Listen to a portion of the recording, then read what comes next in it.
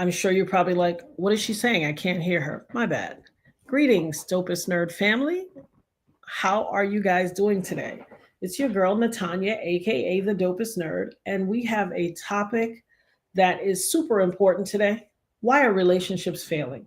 Every to your friends, your family, colleagues, you look online, relationships are falling apart.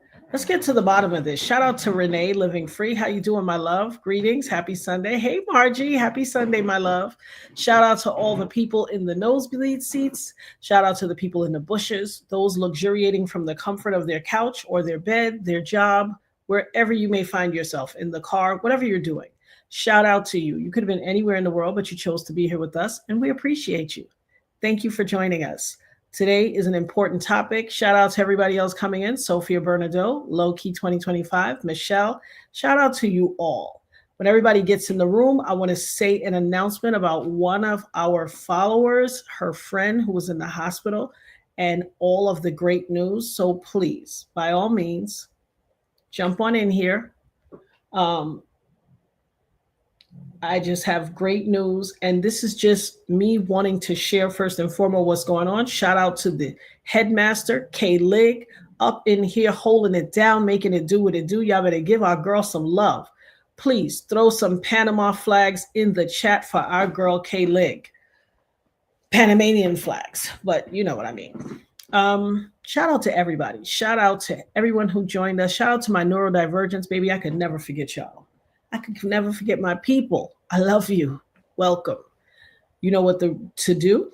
Welcome to the Nerd Herd. You know what to do. Leave your shoes at the door. Grab your fuzzy socks out of the basket. Jump on the couch. Stay a while.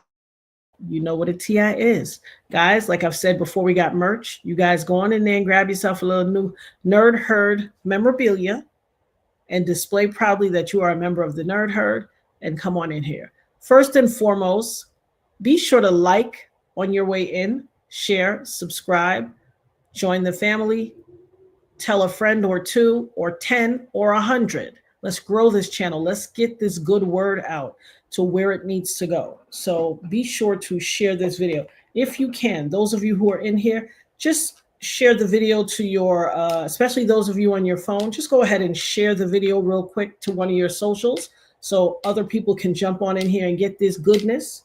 And make sure you like the video because you know what it does. It helps the channel grow. It helps get this video out to the masses, and it lets the algorithm know we're doing something over here worthy of attention. And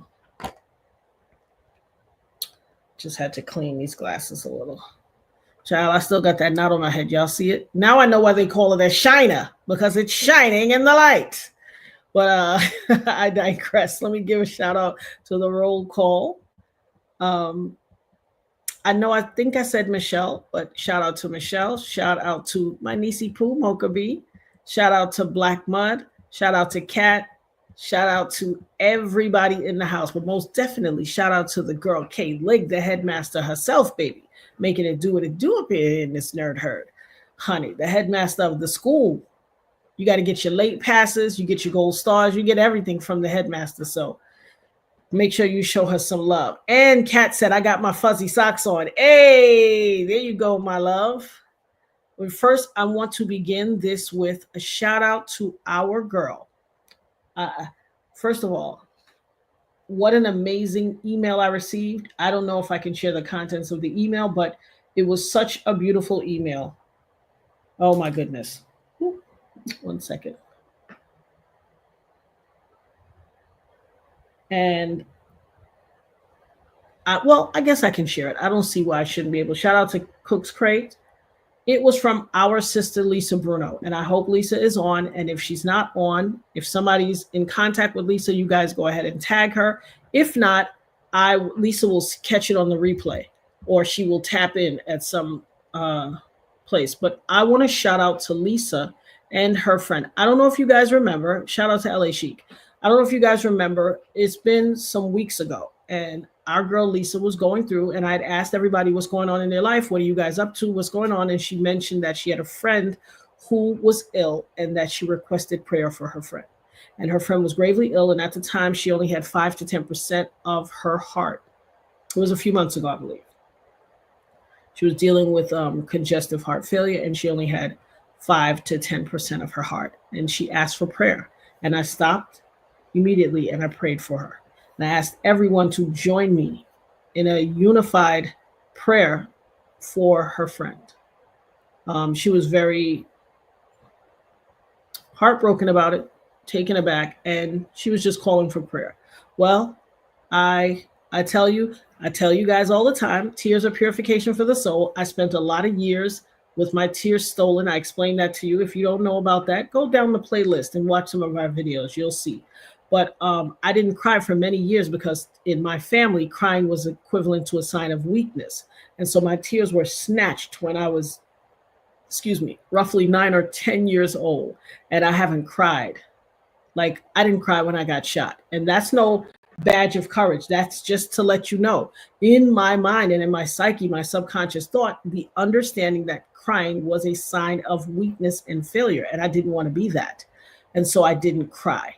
But boy, did I cry tears of joy the other day when Lisa Bruno sent me an email letting me know that her and even reminding me that I said in that proclamation and that she is going to have healing, and in that, community prayer we did, that I said we're going to hear that her heart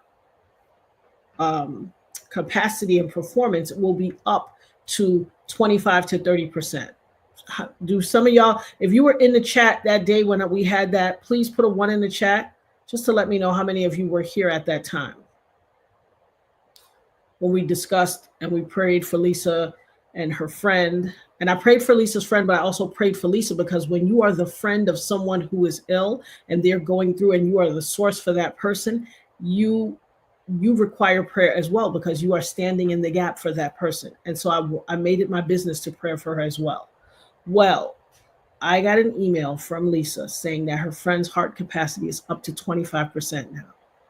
I'm going to read the email without all of the details because I don't want to betray the privacy of her friend's identity, but I just want to let you know that God is in the house over here and make you understand why I'm about my Father's business. Why I always remind you, I am here about my Father's business. I'm not afraid to speak on the goodness of God. I'm not afraid to let you know that I love God and that all glory goes to him. And so it started out with, it said, a miracle happened from Lisa Bruno. OMG, Natanya. I had to send you this email immediately. I just heard from my friend, I won't say her name for the interest of protecting her privacy, that is sick with congestive heart failure. She told me that her heart performance is now up to 25%, and it was at 5 to 10% the last few months. This is because of you and the Nerd Herd family. See,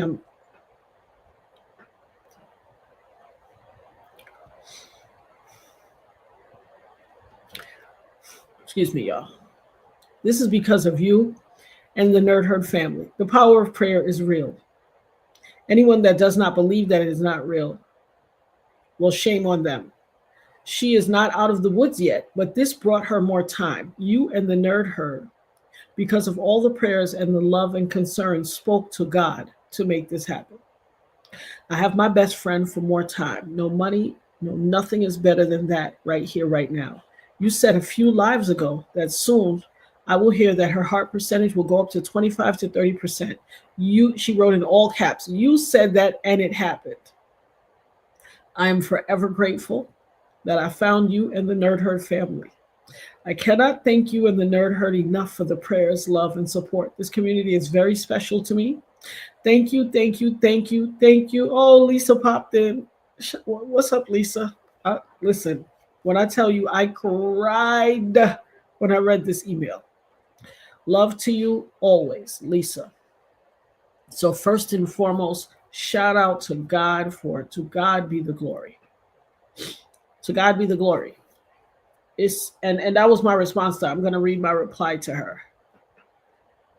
You're welcome. It's okay. It's okay. Tears are purification for the soul. I love you so much, Lisa. We love you and we love your friends so much. And we are glory to God that this is the outcome. First and foremost, to God be the glory for it all. I am simply a vessel. We are simply vessels. I won't take ownership. All I know is that I am a vessel. God has called me to do a thing, and that is exactly what I'm going to do, how I'm going to show up, and what I'm going to do. It is incumbent upon you all to find your life's purpose and walk that out. Okay? Just like the song said, now walk it out. I'm going to walk it out till the wheels fall off, baby. When two or three are joined together in his name, only say the word and it shall be granted unto you. I said, OMG, Lisa, glory to God. I'm so proud that she is doing so much better. God is able to do abundantly above all that we could ever hope for. I'm so ecstatic for blank and you. All the glory for this improvement goes to God and God alone. I'm just a vessel. Cherish the time and be sure to say all the wonderful things and expressions of love you need to with her and everyone that you love. To God be the glory. And because Kay Lig is the headmaster of this class in this school, I said, girlie, look at this. And I sent it to her. When I tell you, as strong as your girl is, there's sometimes, and I'm not saying like, oh, woe is me, but, the pressures of life are upon me as well. Like my baby is leaving in a few days. And as a matter of fact, although this show is about relationships, we're going to dedicate this show to her because I'm going to get her to send me her Cash App. I still got outstanding tuition to pay. Okay. I'm doing this by myself. This is my job. This here is my job. And while I've covered the majority of it, you know how the schools play, honey. They don't play. They run that money. And so we do have a small gap, and I'm trying to do things to, exhaust to take care of it. And I'm going to say something, and it may be controversial, but I'm going to say it. When my daughter was born, her grandfather was so happy and so full of joy that he said, I'm starting a college fund for my grandbaby. And I was like, wow, what a beautiful thing. That is so amazing. And her grandfather and I have always gotten along. We've always gotten along. We've had our ups and downs like any relationships. And like we're discussing today, relationships, the breakdown of relationships. My intent when I wrote this post was intimate partner relationships, but all relationships are under the microscope right now. And so that was always in the back of my mind as in association for what I've done and how I've gone through life to plan and prepare for the eventuality of my daughter. And I always think back to I always think back to the time when she was 3. I had put $150,000 in a 529 account for her.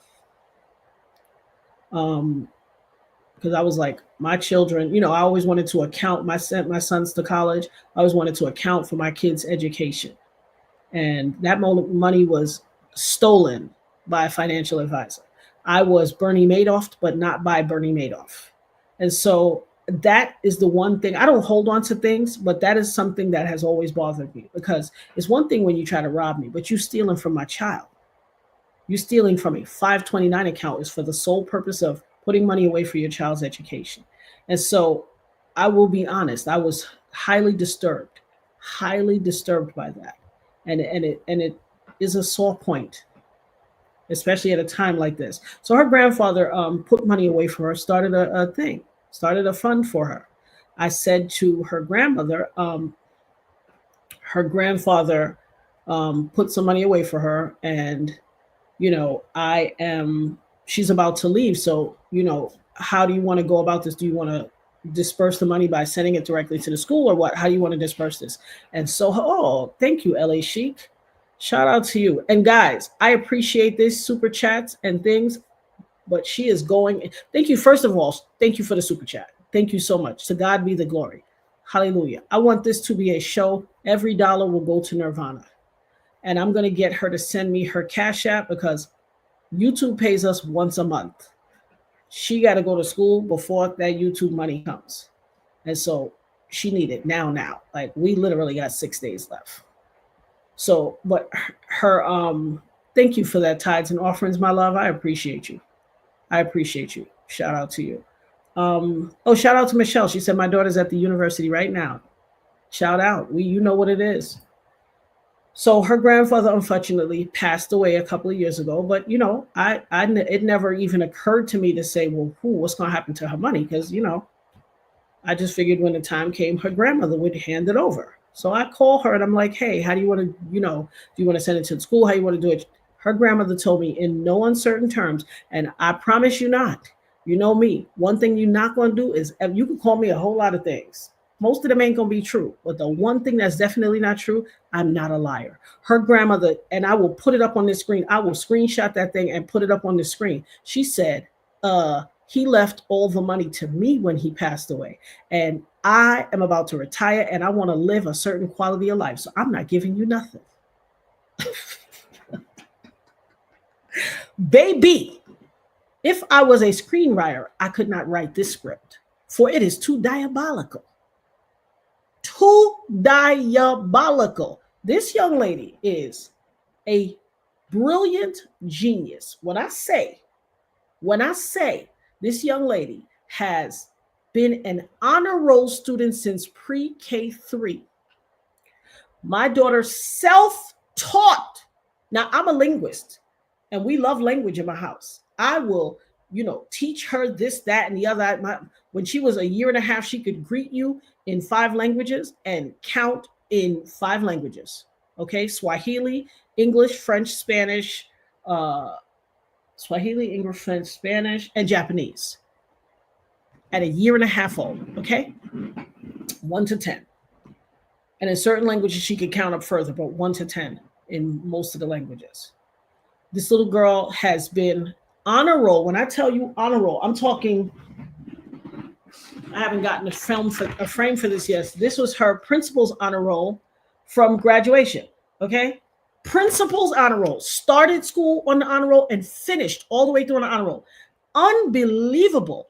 Most people will say at least, okay, well, there was 2 years where we had a tough time. No, she was on the honor roll the entire way through. When I tell you, one of the best young ladies I've ever met. If I wasn't her mama, I would still be her friend. This woman said in writing, so we can't, let me pull up the text so I can read. Because you can't make this up. And I know she probably somewhere watching these videos, gonna be tight, or her friends are watching it. That's her business, because she's spent a lot of years being very shady to me. But because of the woman that I am, and I'm not a grudge holder, and I'm not a wicked person. I don't speak out of turn. I don't make false allegations against anybody. And I certainly ain't a liar. I'm going to tell it like a TI is. People's problem with me is that I'm going to tell it so plain and think they're going to be humiliated and embarrassed by my plain talk, because I'm going to tell it. If you don't want me to say it, you better not say it to me. That's how it goes. If you don't want me to say it, don't say it to me. Because, and she was such a coward that she did not answer me. Look, the last thing I wrote was blocked. Okay, because I was like, oh, this takes the cake. Now, you didn't show me that you was a shady so-and-so all these years, but this here takes the cake. She said,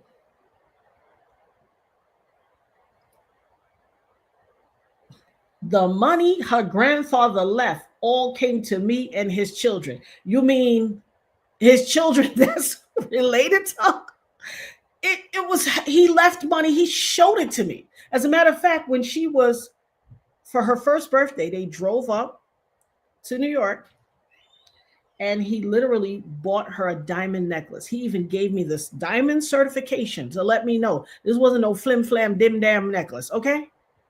He gave me the certification. I still got it.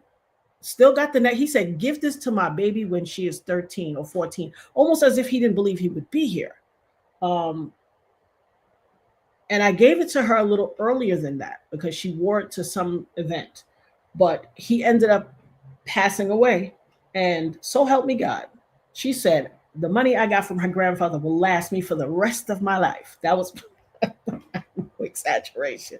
Do me a favor, People's Princess. Can you send me a screenshot of your Cash App thing?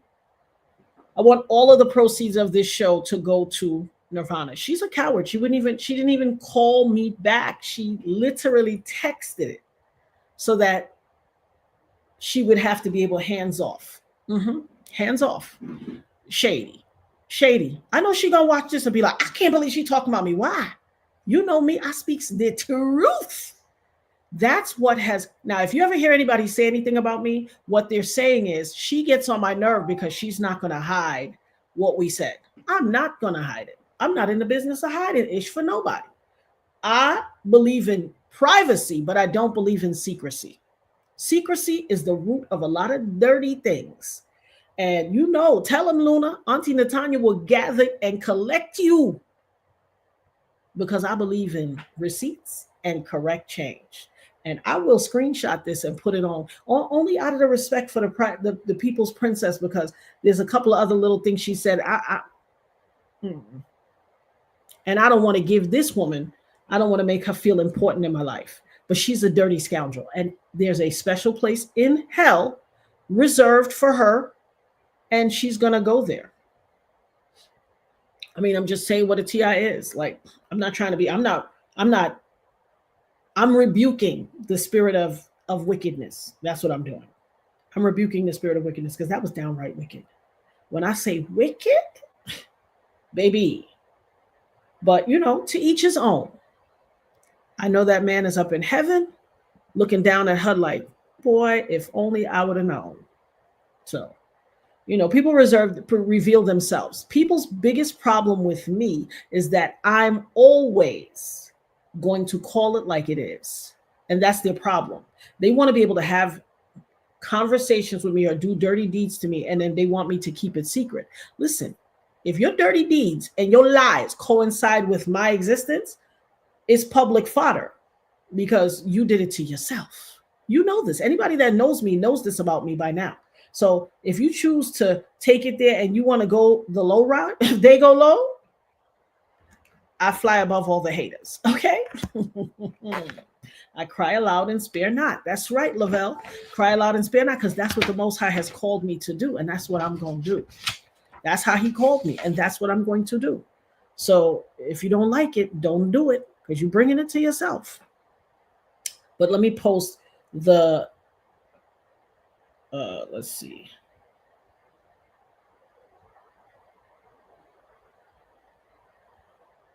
Okay, no. I got a little confused for a moment. And child, I'm going to do a show in a little while on menopause, because baby, that menopause brain fog, woo, child, have you out here feeling like, which way did he go? It ain't no joke. And it's a conversation that needs to be had, because more often than not, especially in the Black community, women are existing without the benefit of having this conversation. And hold on, I'm trying to airdrop it. There we go. Existing without the benefit of having, why is it saying failed? Did it fail? What's going on? Okay, there we go. Let's see. Hopefully this one came through. Did it? Let me see. 1 second, guys. I'm going to put it on the screen so yeah, y'all can all click it with your, oh, there it is.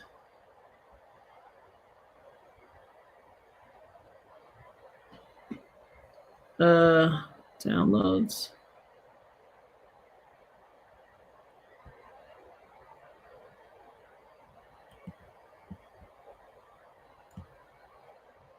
Oh, there we go. Okay, there we go. Okay.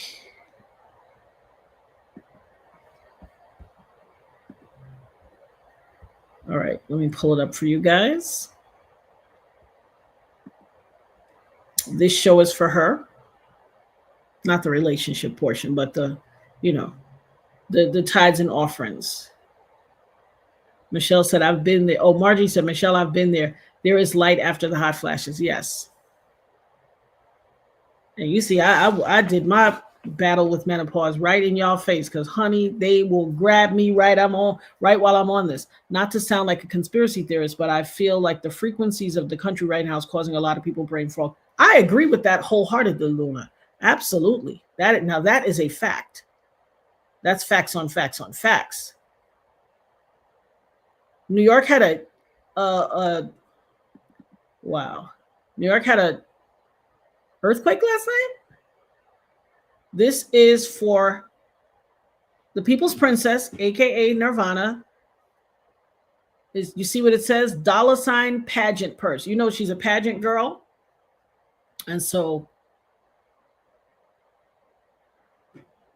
yes, indeed. Hey, Kat, what's up, love? I didn't know that. My gosh. My gosh. And so, yes, I will minimize myself because right now we're going to talk about, let me send this to Kaylee too so she can post the link. Kaylee is going to post the link in the chat so that you will be able, I just sent it to you, sis, so that you'll be able to get the link out of the chat. I'm going to leave it on the screen in some capacity, whether big or small. And you guys send whatever your blessings are for Nirvana for that tuition, baby. Our schools have lost their collective mind and good sense, but it is what it is. And y'all know I'm rolling solo. I'm doing this solo, so this is what it is. And I'm not complaining. God got us. You know, I'm about my Father's business, but absolutely, if you want to be a blessing to the People's Princess, by all means. Our girl, LA Chic, started it off with the $49.99 super chat, which we are eternally grateful for. And I thank you so much. But y'all go ahead to use the her Cash App, or for those who are out of the country and don't have access to Cash App, we also have a Venmo. I think I sent it to K-Leg prior, but I will resend it. And then let's get on about the topic at hand. Oh, what did I do? Okay. And so this is for straight to Nirvana. So she can send it, take it to the school and go in and make that payment. Well, part of the payment herself.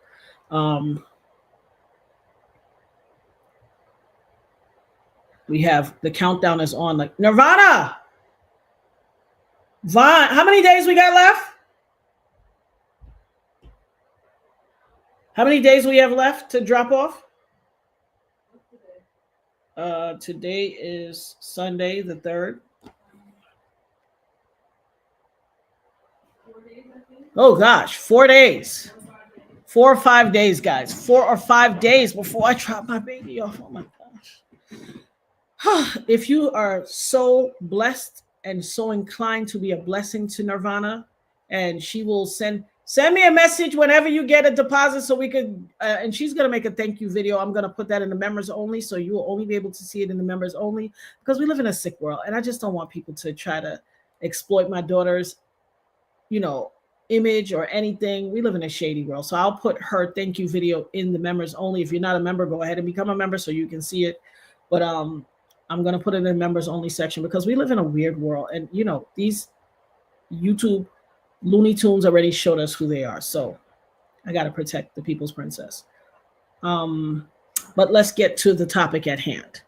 Why are relationships breaking down so much? My. Relationships are in a state of disrepair. Absolutely. No problem, LA Chic. No problem. We appreciate you. Thank you so much. And I'll still send it to her. I'll give it to her. That's not a problem. In the bushes doing self-care. Hey, Just Black. How you doing, my love? So relationships are at an all-time low. I've never in my 55 years of existence seen. K-Leg has put the link in the chat, guys.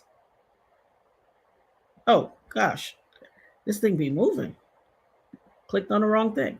K-Leg has put Nirvana's pageant purse in the chat, $ pageant purse. For those of you who don't know what pageant purse means, is she was a beauty contestant. She has 5 titles. And that's where the name came from, because she was a pageant girl. So, but outside of that, relationships are at an all-time low. I've seen so much. I've talked to so many people, and every time you talk and you get to that point, like, hey girl, what's going on with you? How you doing? What's up? How's everything? And it's a negative relationship story. And I'm just like, what is There has to be something tied to this. On top of everything that's going on in society, we know the climate of the world. We know all this stuff. We are also in the throes of, for some of you believe in it, some of you don't, some of you may not be educated or understand. Mercury is in retrograde. And when Mercury is in retrograde, it means the gravitational pull of the earth is reversed. So it causes a lot of upending of a lot of things. It causes a lot of confusion, a lot of turmoil. You'll notice that people that you interact with on a regular basis, and they may not be your friends or your best friend or anything, but they're people that you interact with regularly, whether in your community, at work, at, your church, whatever. All of a sudden, simple conversations can end up in a negative light. Somebody can be edgy or say something a little too harsh or whatever. A lot of stuff is going on in the world, not the least of which is all of these chemtrails that we live under, with all these metals falling on us, all of the low vibrational food we take in, all of the low vibrational fabrics we wear, and all of the other things we consume, i.e. music, movies, TV, things of that nature. I implore you guys, please guard your ear gate and your eye gate, especially in these days. We are in dire times. Relationships are failing at an all-time rate. And they're not just failing. If it was just relationships were breaking up, I would chuck it up to, yeah, relationships are breaking up. You're right. L.A. Sheik said, in my opinion, we are witnessing God shifting or sifting the tares from the wheat in our lives. Absolutely, oh, Lord. That's a scripture that resonates a lot with me. I've done a lot and spoke a lot on that. Yes, separating the wheat from the tare. Absolutely. And but what I'm also seeing, especially in, if you look on the internet, as well as the people that you're interacting with in your own personal life, if you look on the internet, this is not a matter of relationships just ending. This is like femicide, where men are crashing out at an all-time high and deciding that if this relationship is over, you are over too. Something has got to give. I'm not talking about some old guy who's nearing retirement and he feels like, he's done all this dirt to this woman and she's taken it all, and then she's gotten to a point where she's like, okay, I can have a chance at life again, even if I walk away from this. And he's like, hey, if I can't have you, nobody will. No, I'm talking about young behind guys who claim they don't even care about relationships. However, they are crashing out and taking people out. Did I miss the first part of this comment? Because this comment looks, Renee said, she may not live to enjoy the rest of her life. I know, because my mom's sister stole her insurance money and the sister didn't live into the next year. Wow. Oh, so I know where you're at the video. Absolutely. Listen. I already told you about people that steal things from me too, and steal things from my seed. And if God has ordained something for a purpose in my life and someone decides to abscond with it, it never fares well. And I've seen other people on the internet try to make a mockery. Oh, what's she talking about? Blah, blah, blah, blah. Okay, go ahead and make a mockery of it. So you too. And as a matter of fact, the person in particular, one person in particular who made a mockery of that story herself then became a living testimony of the very same thing. You tried to come against me and God smacked you right on down, right off of YouTube. Smacked you right off YouTube. At 1 minute, you was mouth almighty. You was in everybody's timeline. And where you at now? Because I keep telling people, why would you play with this woman that God has showed you in such no uncertain term that he has his hand in and on her life? Why would you play with me? Why? Why are you doing it? Clearly you don't love yourself. How many examples of the smackdown must you witness? Like, don't do it. Just don't. Just don't. Indeed. I think it's dastardly. Lavelle. Absolutely. But people are crashing out. Young men are crashing out at, when I tell you, an all-time high. Now, typically, guys of a certain age have this, oh, I don't care, I'm moving on, and I don't care. These women just trying to trap you and all that. What trap what? Trap what? Many of you who are espousing this mentality don't have a pot to piss in or a window to throw it out, as the elders used to say. You don't live nowhere. You don't have your own key that you turn of your own home, whether it be an apartment, townhouse, condo, a single family home, multiplex, whatever. You don't have anything that has your name on it, says exclusively yours, and you're not turn no key nowhere. You live with your mama, your grandmama, your auntie, uncle, wherever. You're a hobosexual, where you live on somebody's couch or in somebody's house, acting like you care about them, but you don't. Oh, absolutely, Elzalora. I agree wholeheartedly. Absolutely. Elzalora said all these commercials with the HIV undetectable drugs, it seems like they're trying to spread that agenda. Baby, that's a whole nother topic for another day, which we shall have. But indeed, indubitably. And there are wicked people who know, and they are trying to spread that agenda. There are wicked people out here taking people out. And I implore you all to please practice safe sex. What happened to the practice of safe intercourse? You guys got to get back. I don't care about these undetectable nothing. Practice safe copulation, intercourse. Practice safe interpersonal relationships, please. Yeah, yes, Michelle. They don't have a pot to piss in or a window to throw it out. Mm-hmm. You know, that type of stuff. And we have to be on top of. Now, I did the liberty of pulling up some information to display. I'm going to take this down, but throughout the entire video, K-Lig will post Nirvana's link in the chat so that you can absolutely access it and be able to provide for her. And I'll put that back up. But I do want to highlight for a moment some of the reasons why relationships are failing. And there are some very important reasons why relationships are failing. Let me go back up the list.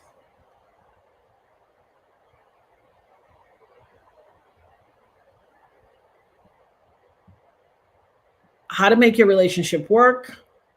Signs your relationship is in trouble by Our Ritual. Citing the source, Our Ritual. It's a sponsored type of article, but I'm going to cite that. One moment, please.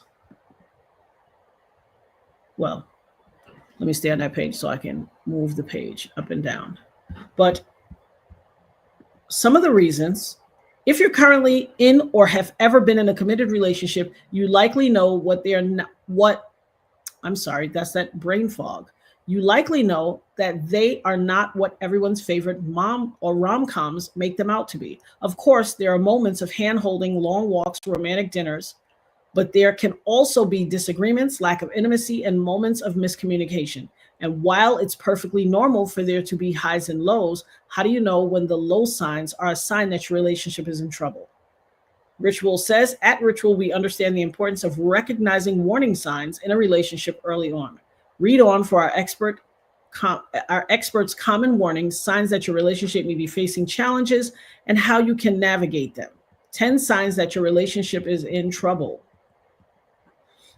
Number 1 is a communication breakdown.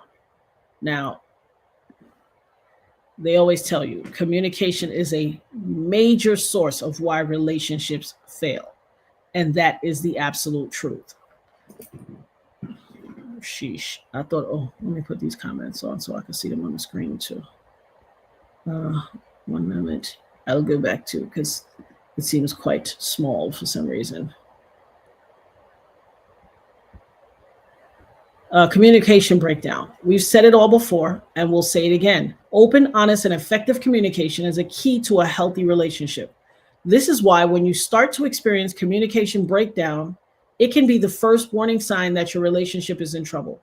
Avoiding conversations, becoming defensive when speaking about certain issues, or deciding not to express your feelings altogether.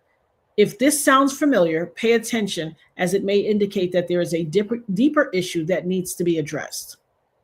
Oftentimes, when you find yourself in a situation where in your relationship, the communication begins to break down, it is because,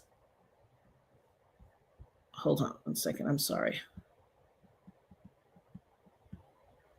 It is because people lack the capacity to communicate.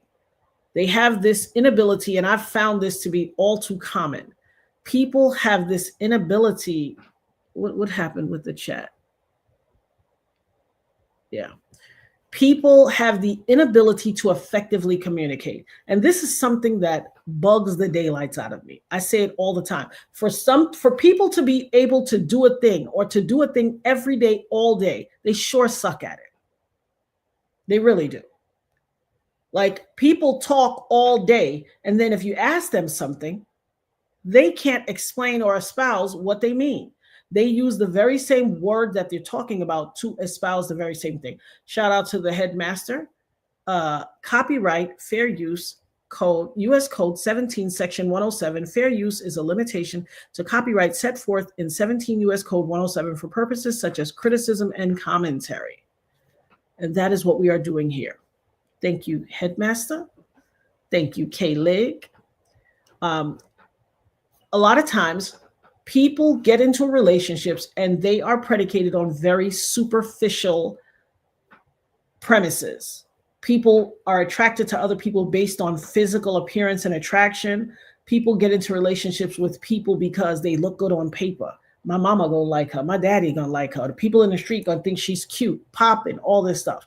Not based on having done some level of self-worth in themselves, not doing their shadow work and not doing their spirit work and healing their journey and healing themselves from within, but just based on external locus of idealism.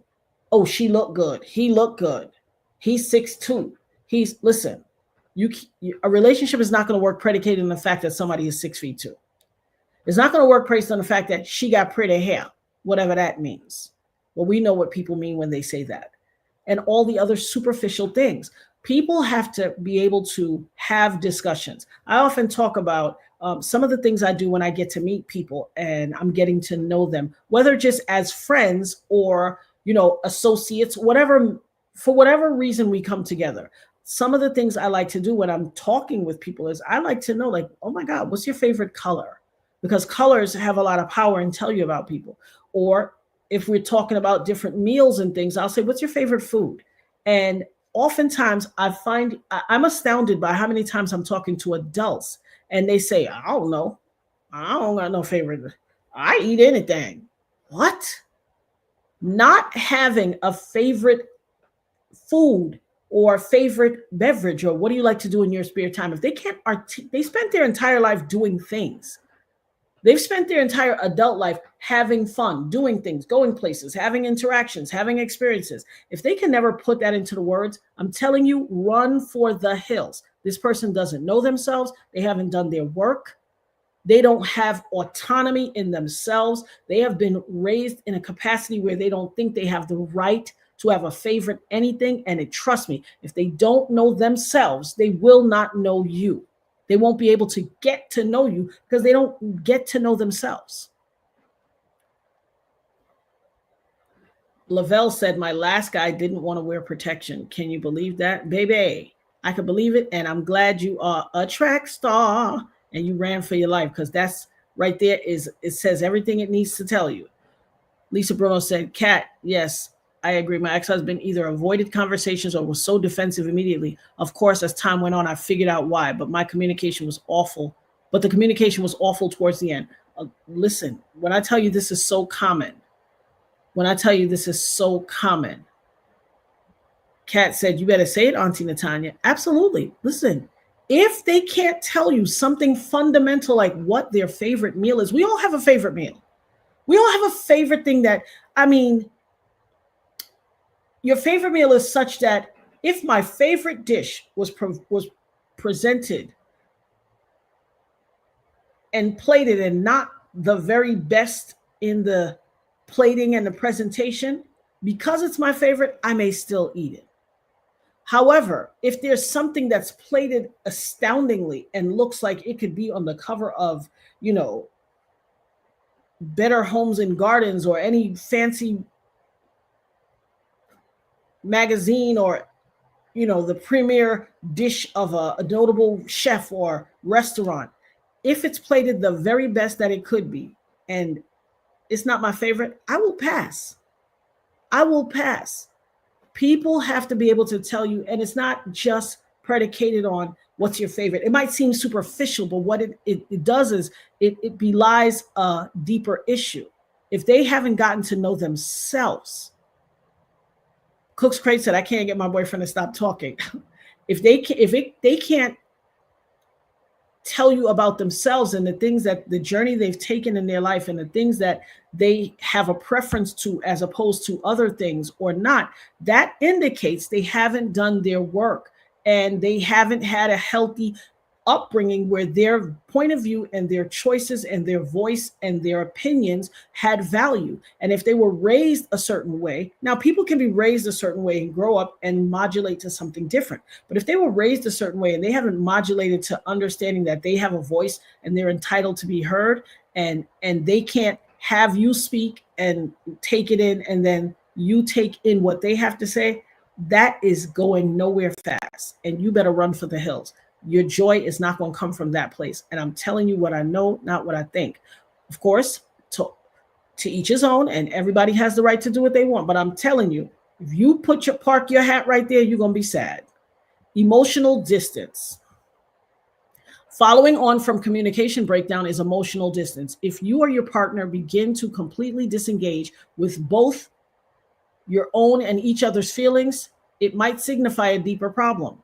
This might look like avoiding deeper emotional conversations or not providing support during challenging times. Being emotionally intimate and having an emotional connection with your partner is crucial for a strong relationship. So it's important to recognize when the connection weakens early on. Now, this is a massive red flag. If someone is not emotionally connected to you, if when you have a great day, they don't respond in kind, or when you have a bad day, they are not emotionally connected to say, oh, baby, come on. I'm so sorry to hear that. Listen, baby, this is not about you. It's about that person. And I don't want you taking this on. If the person lacks the capacity to engage with you based on what is happening in your life and be able to demonstrate an emotional connection to you that is relative to what is taking place and to show interest in what matters to you and vice versa, that's not your person. Because let me tell you something about a man. Wild horses can't keep a man off of a woman he wants, and vice versa. When a woman wants you and she is into you, there's nothing she won't do for you. So trust and believe. If you find someone who lacks the ability to be emotionally connected to you and is always emotionally distant, that's not your person. That's the number one indicator that that's not your person. They could care less about what's going on with you. Emotional intimacy is huge and important because when physical intimacy finishes, let's say one person has a medical issue or problem or has some sort of injury, and that physical intimacy, the way you normally had it, intimate partner relations have minimized or stopped. What are you going to do if you don't have an emotional connection to this person? If you're just there simply for the physicality, trust me, that's going to run its course really quick, really quick. Lack of intimacy for number 3. If you begin to notice a decline in physical intimacy in your relationship, it can be an indicator that something is amiss. And while you might immediately associate this with a decline in physical intimacy, that's not only a sign. That's not the only sign. It might be something as simple as no longer holding hands during walks, having a cuddle or a hug in the evening, or talking to each other about your day. While fluctuations in physical and emotional intimacy are normal, if it's persistent, it's worth exploring the potential underlying cause. I'm going to go ahead and read it. Well, let me talk about that lack of intimacy as well. Lack of intimacy can manifest itself in a multitude of ways and for a multitude of reasons. Oftentimes, men have sown their royal oats so much and spread themselves so thin and made so many soul ties that when they finally meet their person, when they finally meet the one, they're burnt out. And so while they still have a desire for you, because the human body from the day we're born begins to age, a lot of times if they sold their royal oats so much, they don't really have anything left to connect with you on. And then they have a lot of health conditions because they have not either taken care of themselves in the manner in which they're supposed to. A lot of men, once they reach a certain age, are experiencing ED, aka erectile dysfunction, and that causes a lot of conflict and arguments within the relationship too, because while their mind says they want to be physically intimate, their body is not responding in kind, and it makes them frustrated because they know, as we used to say in the Caribbean, somebody I gonna come eat them food. Somebody is gonna come and eat their cookies. And you know, there was a time in life where women would stay with a man no matter what. We would just, we would, you know, we would ride it out and be there no matter what, especially if the person had the wherewithal to have a conversation with us and bring us in and let us know. But if they just stop having physical intimacy, but they're not connecting that with a conversation and letting us know what's going on, like, hey, I'm having a trouble, you know, I'm having a problem maintaining an erection, or having, if not having those conversations, a woman will easily think that you're, when you display a lack of physical intimacy or desire for it, that you're getting it elsewhere. And so she may decide to detach herself because she's like, oh, if he's getting it somewhere else, then I don't want to stay here. Rather than to say, hey, babe, I'm having a problem. And then this woman could say, especially like you said, Michelle, there you go. Michelle said, especially with prostate issues, especially with prostate issues. That is 100% correct. Because here's the deal. If you confide in your woman, if you build a relationship that is built on trust and respect and mutual respect, you can confide in your mate and have them say, okay, well, let's look into some things. Perhaps it's a this issue or a that issue. Perhaps it's related to medication or a change in diet or change in something. And they will walk you through that. They will walk you through it. But out of fear and out of, you know, not having a tight, intimate connection with someone, they will begin to think, well, she's just going to turn on me. And so they get mean and they get crabby. And without being honest and upfront about what the situation is, it starts to create a chasm in the relationship that is only going to get wider and wider without conversation. Constant conflict, number 4. Conflict can be a natural part of any relationship. It's pretty unlikely that you will always agree on anything. However, when disagreements escalate into constant conflict in your relationship, it can be a sign of trouble. When these arguments go unresolved, they can slowly break the foundation of your relationship. If every discussion seems to turn into the same argument, it's crucial to address the root cause of these escalations and find ways to navigate these disagreements. Now, let me tell you something. If you're in a relationship with somebody and y'all constantly have conflict, I'm telling you, this may not be your person. Because like I said, and I will say again on a number of issues in this thing, wild horses cannot keep a man who has found his woman. You know, if you base it on what the Bible says, when a man findeth a wife, he findeth a good thing and gets favor from the Lord God. Now, if you have a man who is rooted in his word, he knows that when he findeth a wife, he findeth a good thing. Every relationship is not going to be one that escalates into marriage. People have to learn how to date, and dating and being in relationship are two separate things. And that is one of the problems. Some people think that once you start dating somebody that you're in a relationship. That is not true. If this person has not had a sit down conversation with you and said, listen, I really care about you. I enjoy you. I love you. I've developed love for you. I feel my relationship and my connection to you growing. And I want to take this to another level. I want us to be exclusive.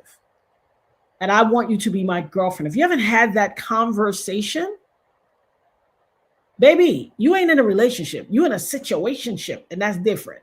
A lot of people think 2 dates, y'all went to eat 2 times, you slept with him 3 times, and you went to his cousin's cookout. Y'all think that's your man. Oh, no, no, no. Mm-mm. And that's where a lot of the problem come from. Some of y'all in relationships by yourself. You with somebody, but you're in a relationship by yourself. And that's the hard part that you don't want to hear. And a lot of women fall into that.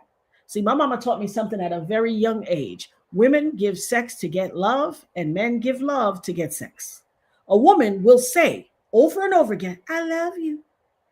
Or a woman will slide you a shot of hip. She will slide you a shot of hip. Y'all grown, read between the lines, to get you to say, I love you. A man will say, I love you, I love you, I love you, girl. Hug you at the small of your waist to get that shot of hip. There's some diabolical dudes out here. Look at these social media posts. As soon as they get a shot of hip, you're as good as done. Done, okay? Stick a fork in you, you're done. Shout out to Kay Lake. She said, if you enjoy the content, hit the like button and subscribe. It's a free way to support the channel, and it really helps with the algorithm. And make sure when you go on your switch your notification on, check, even if you've been a long time follower of the Nerd Herd, the Dopest Nerd, please go and check your notification. I have been a follower of someone else's channel for a long time. And when I was like, why am I missing all their lives? I went and looked, and some part of the YouTube system changed me from all notifications to, what did it say? Like, you know, a nuanced certain little notifications. I was like, what? It took me off of all, and I knew I was on all before because I started missing all of the notifications. That's what made me check. So don't even take for granted because you put it on all that you're still on all. Please go look on all and make sure that you're on all. But yes, Lavelle, his cousin's cookout. And let me tell you why I said the cousin's cookout, because that be the okie doke. When he take you to that cousin's cookout, now he ain't taking you. Now you got to get to a sister's cookout. The sister and her husband and family to know you in there like swimwear. Sister or that cousin that's so close, they may be 2 years apart, within 2 years, and they so close, she's like a sister. That's the cookout you got to get to, where mama and them gonna be. But when he take you to his cousin, Pookie, Man, you know, Ray cookout, and Ray is with the shits and cheats on his woman too, baby, you ain't nowhere. You think you in there. You meeting the slackness cousins. You think you're in there, but you're not. You're not. He only brought you because he knows, okay, this one I got to do a little extra. I got a little extra. I got to bring her to the cookout, make her think she in there like swimwear, baby. If you at Pookie, Ray, or Man's cookout, you ain't in there. You as good as done. You're going to think after you have a couple of drinks and they let you play spades, they let you win a couple of spades, baby, you are one of many. Now, all you got to do is look for that female cousin. I'm serious. You got to look for that female cousin that's slightly shady. And when she come and say, oh, girl, how you doing? Oh, I like your shirt, girl. I like it. Now, that one you wore last time was really fly, but this one is cute. And you're sitting there thinking, the one I wore last time, I've never been here before. That's who you need to sit down and have a drink with. She going to tell you like a T.I. is. Okay? The one that said, girl, you cut your hair. You cut all that pretty long hair off, girl. I was wondering what happened to you. I ain't seen you in a minute. How you doing, boo? And you and her both know y'all ain't met each other before. She's letting you know something. Get out your feelings, because you know some of y'all be like, his cousin a hater. No, his cousin's trying to save your narrow behind so that you don't end up as number 52 on the list of the girls that got. She's trying to save you. Stop thinking every woman is your enemy. Every woman ain't your enemy. Let me say that a little more close up. Every woman ain't your enemy. When that cousin come over and say, girl, why you cut all that pretty long hair off? I ain't seen you in a minute. I kept asking him for you, wondering where you was. You better sit down and have a drink with her. Don't show out. Don't get all in your feelings. Be like, hey sis, I'm going to get me a whatever, some fruit punch, some lemonade. You want some? And grab her a cup and sit down with her. She's going to save you. Now, if y'all have a good enough conversation, she's going to say, look here. You seem real cool, sis. I like your style. You're a smart one. Get away from him. That's my cousin. But yeah, you get to run it and keep your cookies. Because, baby, he ain't about nothing. You better. She trying to pull your coat, Lavelle. Tell him. Tell him, sis. Tell him, sis. She's trying to pull your coat. She's trying to help you. But if you're in your feelings, Just Black said, say it louder for the people in the back. Don't worry, Just Black. I got you. Yes. If you don't let your coat get pulled and you get up in there in your feelings, the joke will be on you. You will be home texting, why you ain't answer my text? I know you see me. Why you left me on red? That will be you. Don't do it to yourself, boo. Because you know what's funny? Every time you see him, especially when you just come to him or you just walk up on him, or you call him and y'all on the phone, you're in two different places. He always, hold on a second. Come back. You on hold for a minute. Hold on a second. You on hold. You know he answered his phone. The minute you get around him, that sucker be lighting up on his hip. That sucker will never touch that phone. You be in the car looking like, now I see the light coming through his linen shirt. He think I'm stupid? Why he not answering that call? He'll never answer it because you one of the many. You one of the many. You want to know when you got you a keeper? When he's with you, say, oh, excuse me, babe, give me a moment. Hello? Oh, what up? Yeah, I'm just here with my baby girl, chilling. We about to head over to my cousin's cookout. You might have half a chance with that. You might have half a chance. Some of them are scoundrels, and that still don't mean nothing. But baby, I'm trying to tell you something. I need y'all to open your ears, put your pride aside, get off those high horses, because them high horses will have you tripping. Get off those high horses. Kat said, we definitely all got that shady cousin. Mm-hmm. And I'm going to tell you who you really need to go around. If you want to know the truth about the potential, quality, and integrity of what you think, yes, baby, that light through that linen shirt, we have all seen it. Okay, phone on hip, sucker ignoring it. Yeah, baby girl, you know, because, yeah, the dude at my job, let me tell you what he did. Ain't even touching the phone. You know you feel that vibration. Tell him, K-Leg, facts on facts on facts. They know they hear the vibration, but they're not going to acknowledge it because you ain't the one. You ain't the one. You ain't her. Yes, indeed, Michelle. You ain't her. You want to know how you want to really know the integrity of your relationship? Tell them every woman ain't your enemy. Let me tell you how you feel the integrity. You might be at Pookie, Ray Ray, and Man. He might really check for you, and you in his rotation. Yeah, not the rotation booth, the rotation. Learn the lingo. Learn the lingo. You gotta love out. Ding, ding, ding, ding, ding. If you're not having a conversation over who cooked the potato salad with grandma or that one auntie, you need to sit with grandma. You need to sit with that one auntie or that drunk uncle. Baby, drunk uncle laying it all out. Okay? Drunk uncle is laying it all out. Honey, if you, the drunk uncle or the crackhead uncle, now the crackhead uncle, baby, carry one of them little nips with you. You know those little nips? Bring a nip of vodka. Have a spare $5. Bring a nip of vodka. Have a spare 5 or 10 in your wallet that you can snatch real quick. Baby, drunk uncle,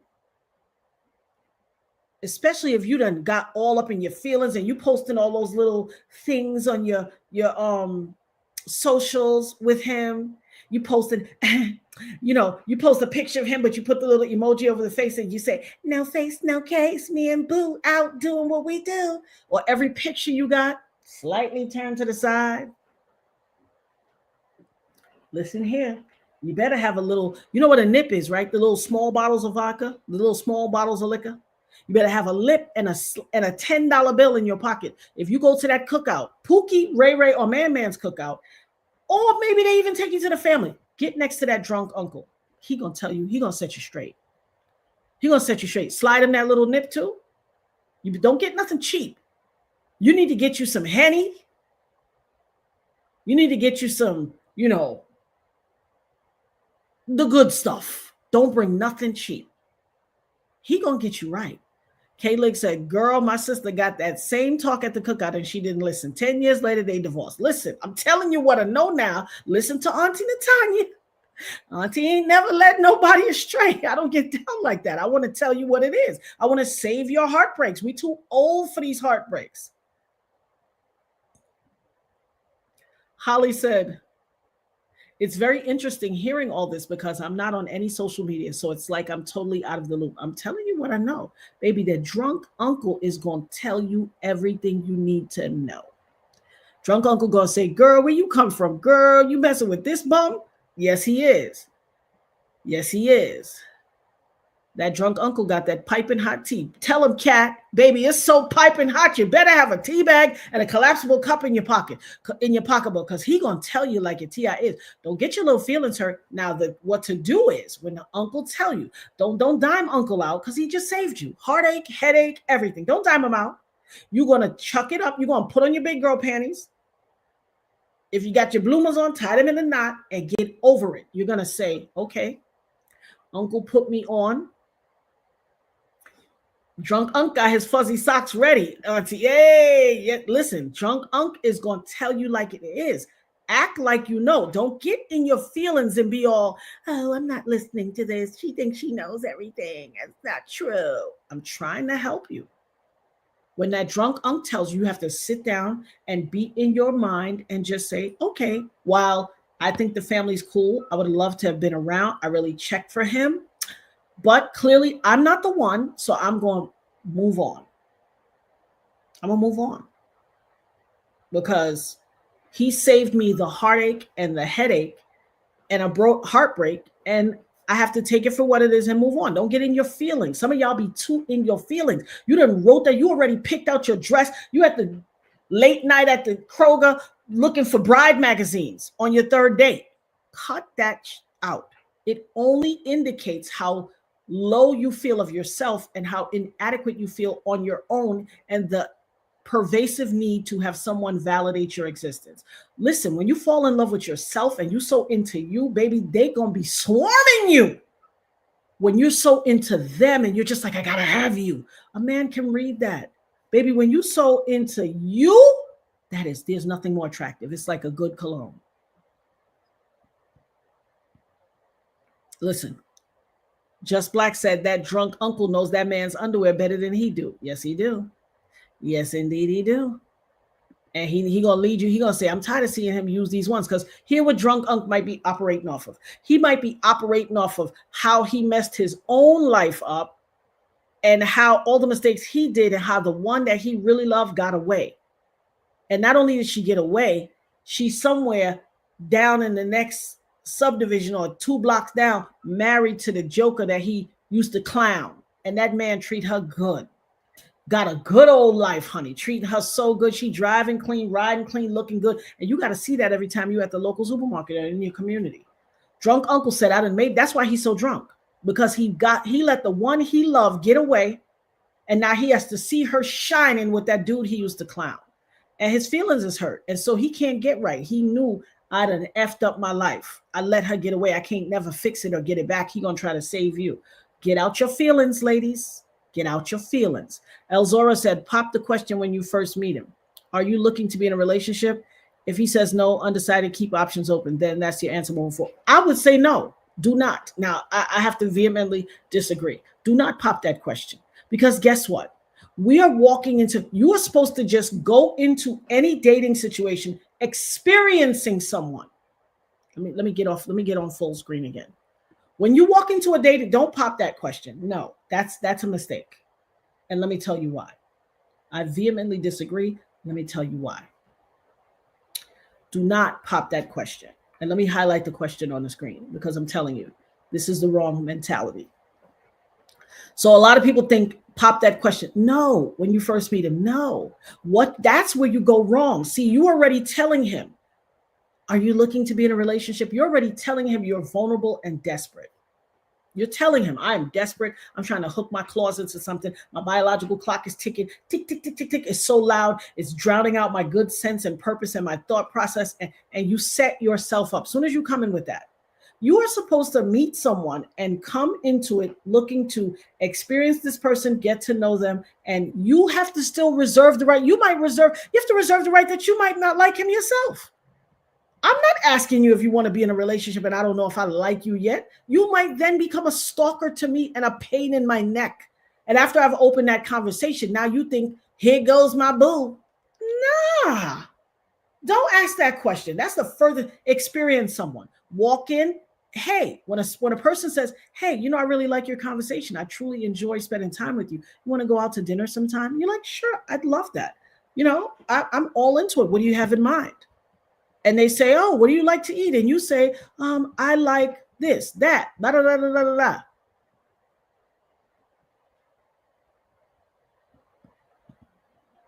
Here's what you got to do. You do not walk in asking if they're looking for a relationship.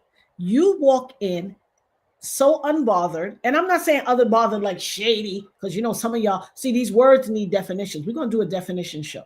These words need definitions.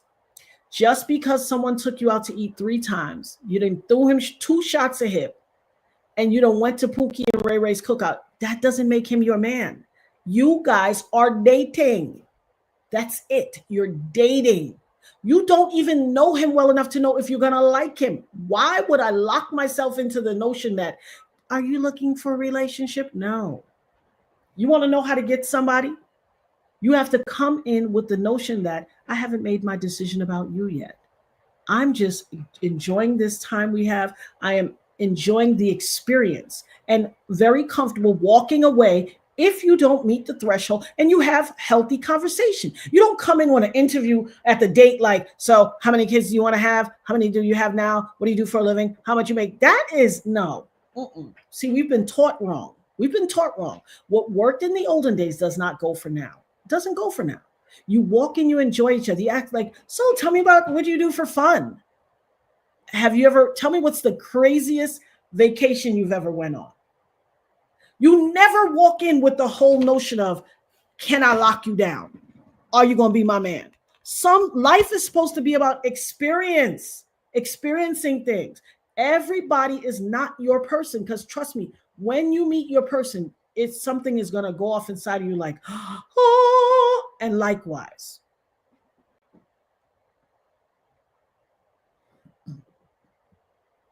So if you walk in simply going in with the intent that I want to have a dinner, experience this individual, have some fun, great conversation, and walk over. And then you can reserve the right to say, well, you know what? I thoroughly enjoy. When you walk in like that, you are a lighter person, and thus they can feel your energy more. And then that makes them say, okay, wow, she different. This is different than everything I've ever been on, any date I've ever been on. Sit down and do your work at home. Okay, hey sis, I like you. Hey young lady, you're beautiful. Can I take you out? Sure. It's Tuesday. You got Tuesday, Wednesday, Thursday. He want to take you out on Friday night or Saturday. You got Tuesday, Wednesday, Thursday, Friday to think about, what do I want to have a discussion with this guy about? Be free with it. Be casual. Be casual. Do not come in planning for your husband. Do not stop off at the newsstand and get him a magazine. Don't do it. Don't get a bridal magazine. You need to take your time and say, hey, what can I ask him about? Tell me a funny vacation story. What did you want to be when you grew up? Tell me your favorite car. Listen, that's a huge one. You want to show this man that you're multifaceted?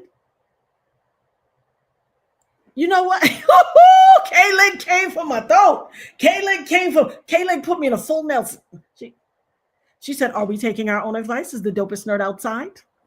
The dopest nerd is not outside yet. Baby girl got 5 days. I'm going to let her run her course. I'm probably going to be over there by the school for a good 4 days afterwards. And then I will consider outside. I will be taking dates.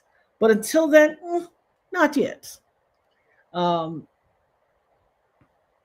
There you go, Kat. Kat said, it's always when you least expect it, making your heart open to whatever it is that you're walking into. You can let yourself be open and to the possibilities, but don't be walking in talking about, so how many kids we gonna have and how many square footage of a house are we going? No, you're putting too many constraints and pressures on it. And that smells like desperation. You know how Nirvana, the group Nirvana, had a song called Smells Like Teen Spirit? All those kind of questions and that behavior smells like desperation. And baby, when they smell desperation on you, all they got in their head is how many licks does it take to get to the center of a Tootsie Roll? How many dates does it take to hit that box? That's what they're thinking. Yes, that's what they're thinking. I'm being honest with you. I'm trying to be as, respectful as possible, but that's what they're saying. How many dates till I hit that box? Mm-hmm. Where my men at? Where my men at? Just Black said, Kaylee, eyes question. Where my men at in the chat? Even if you're in the nosebleeds, I need you to tap in right now and tell these women, am I saying something really real or is Auntie leading them astray? Because I'm telling you, when you walk in just casual and relaxed and just telling about experiences like, hey, oh, let me tell you, have you ever been skiing, snow skiing or water skiing? Tell them about adventures you had. Tell them about a dope vacation you've been on. Talk about what's going on in the world today and what are your thoughts. Now, I would say politics and stuff like that, you can leave that off because politics can go haywire, but you can overall just generally talk about what's going on in the world and, talk about things like, hey, have you ever considered leaving America? Where would you live?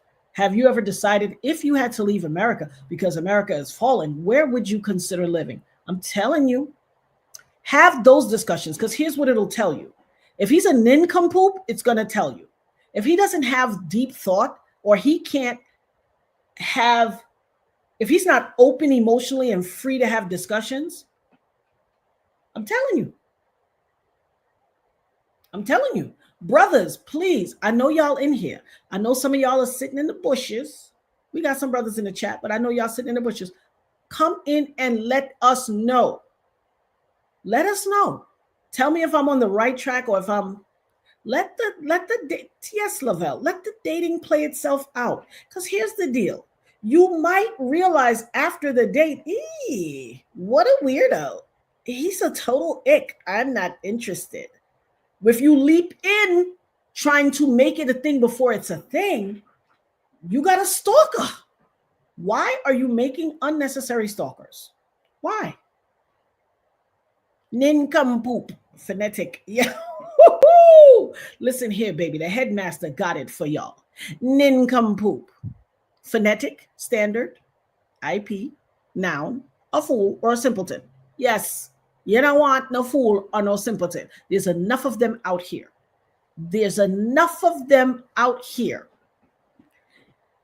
Tell a funny joke. Tell him, it's like, tell me your funniest joke. You get to see if he has a sense of humor. And you tell him a funny joke. You can tell a good joke and a silly joke. I love a silly joke. Nirvana will tell you, you think you're so funny. That cracks you up, doesn't it, mommy? Absolutely. I find the funny in everything. You need to know if you have that as a personality trait, you want someone who can make you laugh. That's an endearing quality. For a man to be able to make you laugh, that's so fire. Because listen, everything is not going to be about intimate partner relations, this, that, the other. You need to be able to have that. So I'm just telling you what I'm telling you. Come in, open, be free, be talkative. Don't answer everything and yes, one and no question. And listen, you might go on a date. He might take you out and then you say, so tell me about where you've been. What kind of places, what parts of call have you been in on vacation? If they be like, what that is? That's an indicator that y'all ain't going nowhere. When you meet these, when you're a social butterfly and you meet the ones that's like, and you say, well, tell me what do you do for fun? And he's like, I don't like all that outside. I just be playing the house. I be in the house. Baby, he might be fine. Y'all got to also start to learn to listen to these men when y'all tell them something, when they tell y'all something. Because these suckers will tell you if you ask the right questions. Some of y'all ain't listening. Oh, shoo, baby. Tell it like it is, baby. It's a sad dating landscape. It's sad the dating landscape has changed from what it used to be. Just seems like dating apps arrived and people don't want anything serious or deep. No, you know what it is? People themselves are not serious and deep. And so they can't have something serious and deep because they don't have the mental fortitude and the personality fortitude to sustain that. That's what a date is. So you can separate the wheat from the tare. So you can get through the muck and the mire. If they don't know how to espouse their point of view and articulate simple things, you are batting a zero. And this is the chance to get out now. If you know that this dude is wackadocious, they're not used to having communication. They're used to chicks that just hop in the sack, bounce around a couple of times. You get to see who he is before committing yourself. Don't be so quick to jump in a relationship. You are the stuff. You're dope. That person asked you out because there's something about you. Remember that movie, Something About Mary? There's something about you. There's something about Lavelle. There's something about Michelle. Something about Kat. Something about Just Black. Something about Shushu. Something about Luna. Something about everybody. Something about Kayla. Something about all of y'all. Baby, it's something about the dopest nerd. And the only way we get to it is to have conversations. Headmaster said, men, we see you peeking through the bushes. Don't be scared. Join the convo. The nerd herd is a welcoming bunch. And we need your perspective, men. We want to hear what you have to say. Just Black said, 0 personality and low emotional intelligence. Baby, now let me get back to this list because, baby, you didn't set a mouthful. Low emotional intelligence. And you guys need to look out for that too. Trust issues. Well, I have to say that this is a source for me. Let me just look y'all in the face when I tell, oh, I'm sorry. Let me share my screen. When I tell y'all this, trust issues, this is my thing. This is my thing. I have trust issues, and justifiably so. So I am not holding myself higher than anybody else. I'm saying I've been working on it, and I haven't had a chance to put it into practice because your girl ain't been in a relationship in years. And I'm quite okay with that. But number 5, trust issues. When trust is compromised in a relationship, it can be pretty challenging, although not impossible to rebuild. You and your partner might lose trust through dishonesty, infidelity, or deceit.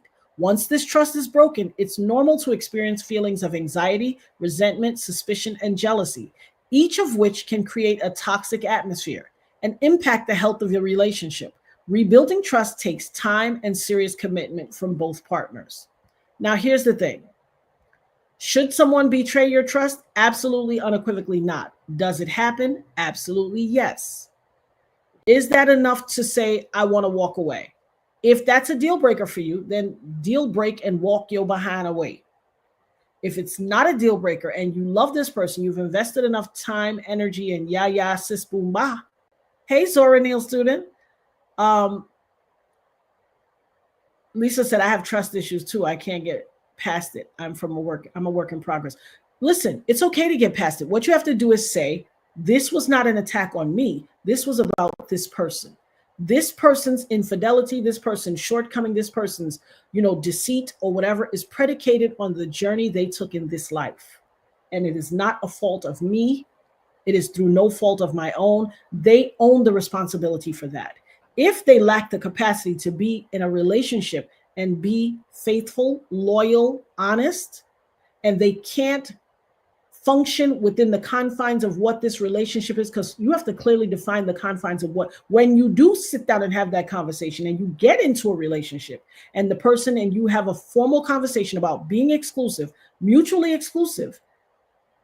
And when they say, I want to be exclusive, you have to say, what type of exclusivity are you looking for? Are you looking for mutually exclusive? Because if you don't define those parameters, somebody will say, no, I want you to be exclusive to me. I ain't never said I was exclusive to you. These are real life conversations that need to take place. I need y'all to understand it. It doesn't seem like you should have to tell someone when they say they want to be exclusive with you that you expect the same thing in return. But baby, you have to say it. It's like those little signs in the corner store. If you don't see what you're looking for, ask for it. Might be behind the counter.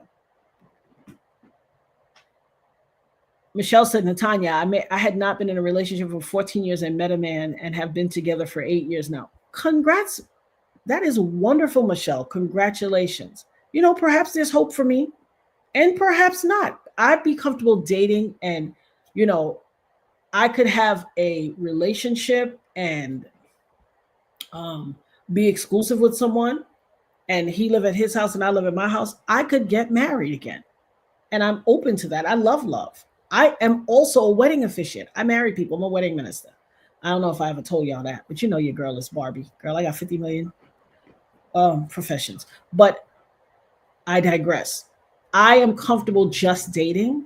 I am comfortable. Listen, when you are one of God's not just called, but chosen vessels, it ain't easy. Dating is not easy. Okay? It's not easy. A lot of times, what has been a thing for me is that because I have these gifts empathic and a prophetic gift, it allows me, and I'm so hypersensitive to people's energy and vibrational frequencies, it allows me to feel everything that they're feeling and see. I can hear when they talk to me and they're being deceitful. It has a certain cadence in the tone of their voice. And so it's hard for people to lie to me. And so then I'm spending my time in a relationship saying, I wonder why they felt the need to lie to me. I'm an open person. You can talk to me about anything. If you decide that we are not working, you can say that. I'm a big girl. I could be your friend. I'm not going to break down and lose my mind. What I have a problem with now is when I watch you mastering the art of deception, and while you're saying things to me that I know the Most High is like, child, you know he lying. And I know you lying. Before God said it to me, I picked up on it and like, oh, there goes that sound in his voice again. Okay, he's lying. And then you want to lie. Now sometimes I just got to write it out to see how long you're going to lie, because I want to know what that is wrong with you and what is the impetus of this bullshit. However, I want to see how deep you're willing to go before you become clean. And then I'll ask you a couple of questions, because, you know, my mama had this thing whenever she said question. Hey, if you ever try and lie, you is a fool. She already know the answer. She know the answer. But you got to see, my sister will fall for that. But once she said question, I was like, oh, there go that sound. She knows the answer. She's waiting for you to lie. She's extending you the ropage so you can hang yourself with it. I have this certain, I might not pose it like question, but I'll pose a question to you. And when I denote deception, I'm sitting here like, let me see how long we're going to play this game.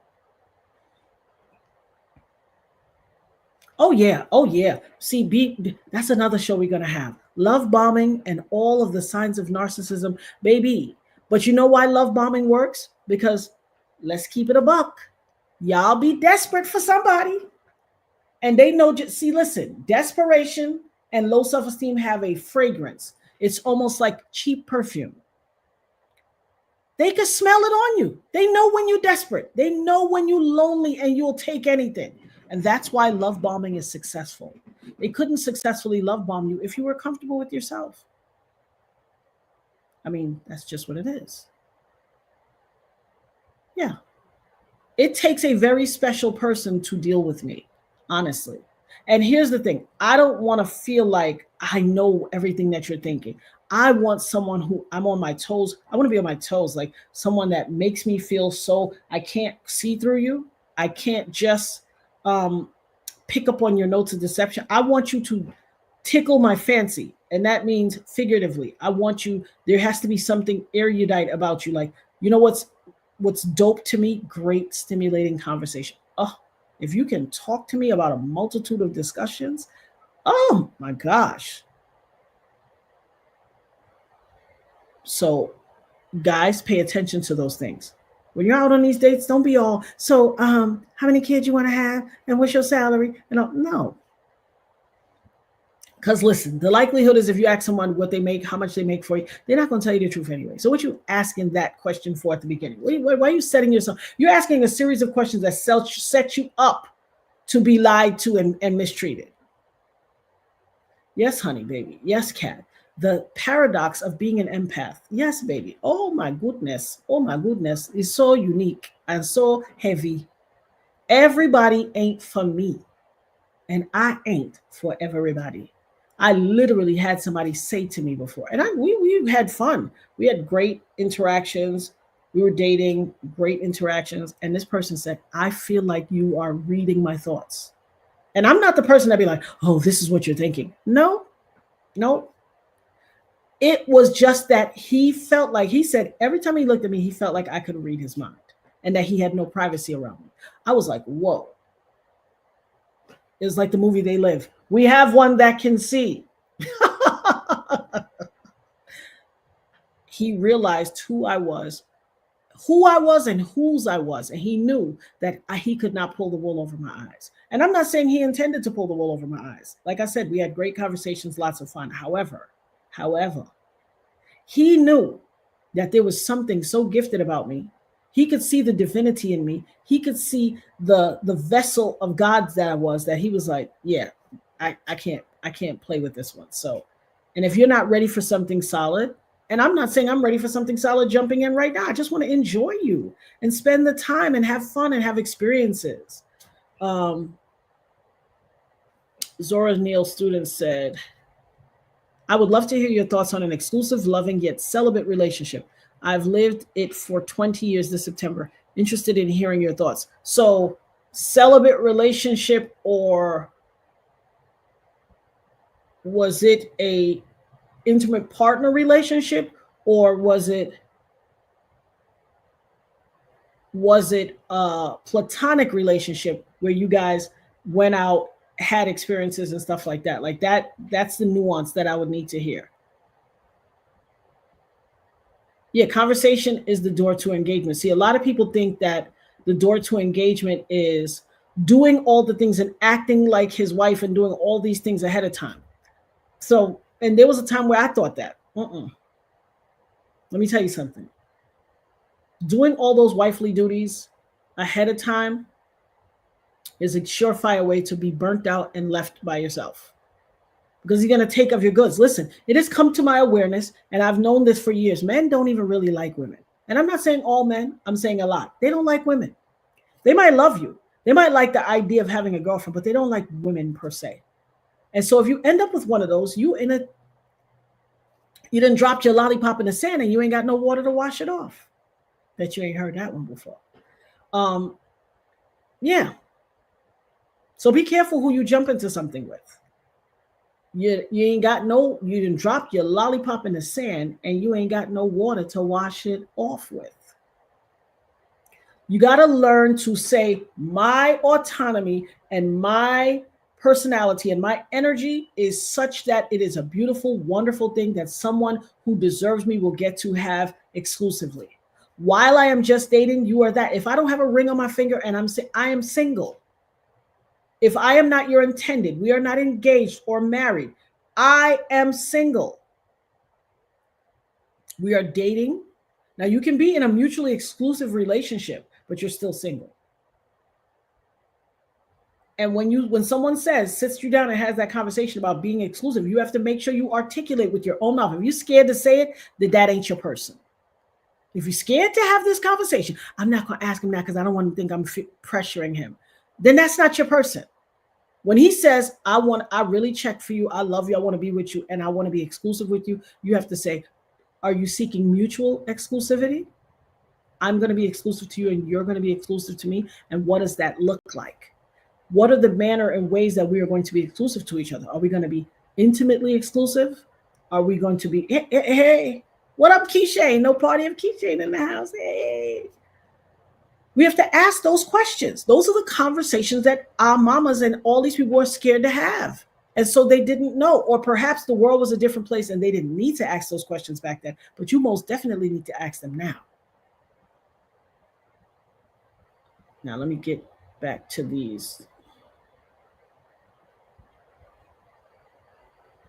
this list. We're at number 6 now. Change in priorities. Boy, oh boy, is this important. A change in priorities. When you first met your partner, you might have been interested in hiking. Maybe that's escalated to trail running. Next year, you might want to join a knitting group. This is all to say that the person you were when you first met your partner probably isn't the same person you are today. Individual priorities and interests can change. However, if one partner experiences drastic shift in priorities that impacts the other, it can lead to feelings of neglect. Maintaining a balance between personal and shared priorities is crucial for a healthy partnership. Now, that's very important.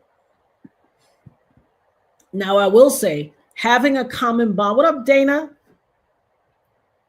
Thank you. Dana said, came in late. You got your late pass? K-Lig, Dana need a late pass.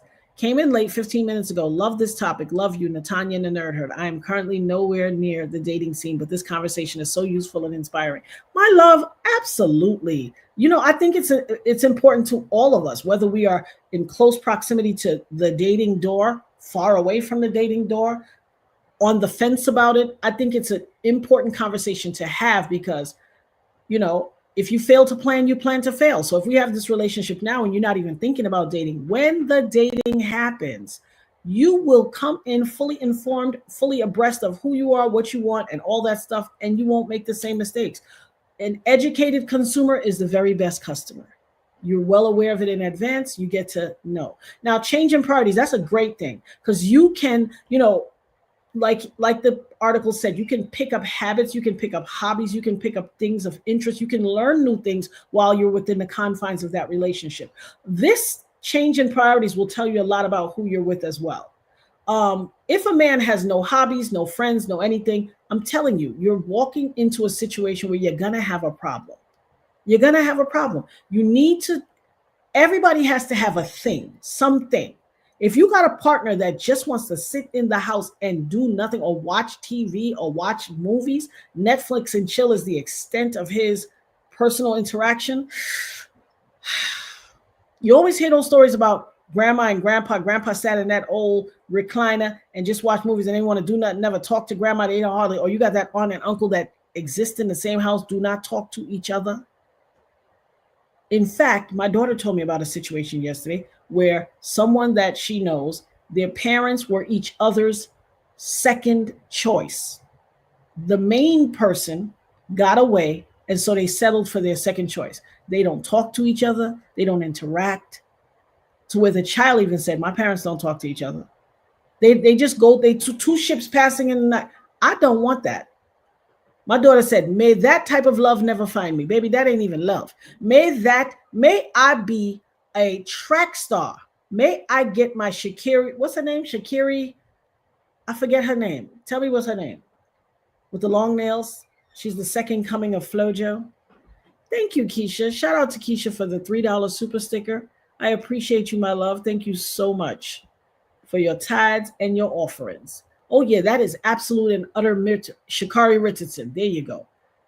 May I be the Shakari Richardson to anything that looks like that kind of relationship. May I get my Olympic track medalist, gold medalist on, because baby, that's not my zip code or my address. Amina auntie. I will not be bored to death. I can do battle by myself, my dear. So people's priorities can change. You might have a certain thing that you like, or you might pick up an interest. Somebody you know might introduce you like, hey, here's this thing. I like archery. I like, candlestick making. You might find something that then not only becomes a change of priorities or an interest of yours, you may be able to take this thing from just a hobby to a full-fledged business. And if you have someone who really doesn't have ambition, baby, you can't be extremely ambitious in a relationship with someone who has no ambition. They will drag you down to the gutter. Okay? They want the perks of what you earn, but they do not like that you have this thing that fills you. Oftentimes, they lack ambition because nothing fills them.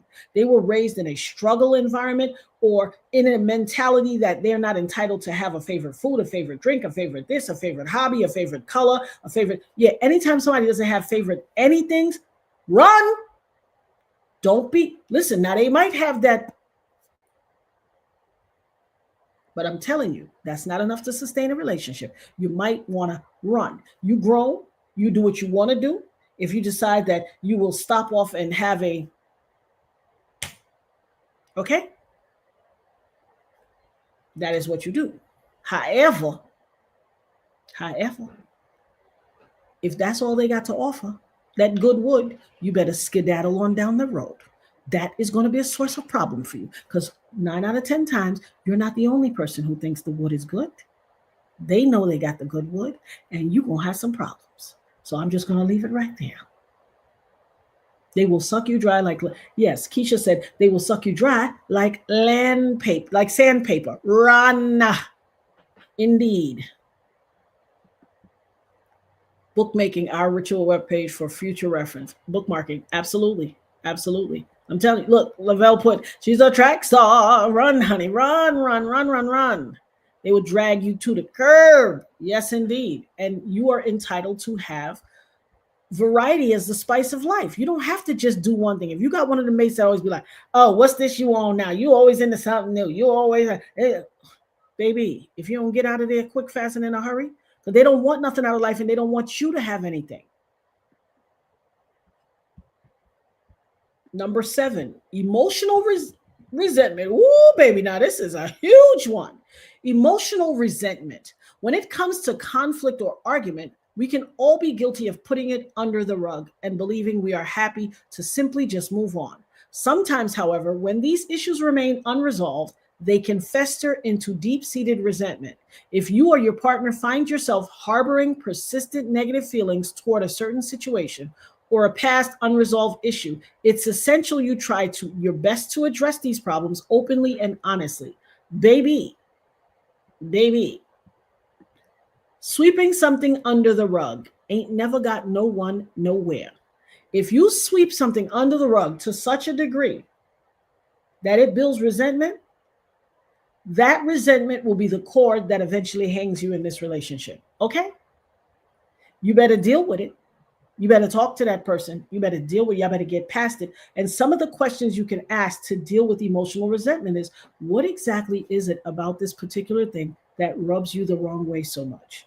What has happened in your past that this situation reminds you of?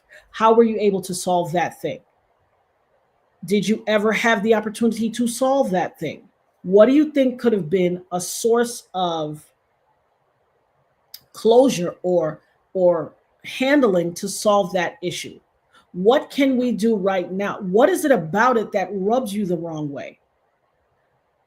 Is there anything that will make you feel better about this situation? That's a question to ask. They might not even have nothing to make them feel better, but they say you got that box that rocks the socks and they're going to stay. You got to say, is there any potential for this situation to get better? Once you put them in a spot, if they can't just say, yeah, there's a potential, we got to work on it. If they can't just say that and they sit there like, well, I don't know, I'm just saying, baby, they ain't got no intention of working on it. They're just going to drag you out and tear away your little naughty bits until there's nothing left. They want to run down your good time. They want to use your good energy and your good everything and not give you anything in return for it. There are men that want to make you pay. There are men that are in relationships with some of y'all. Yes, you are in a relationship. You think that is your booski.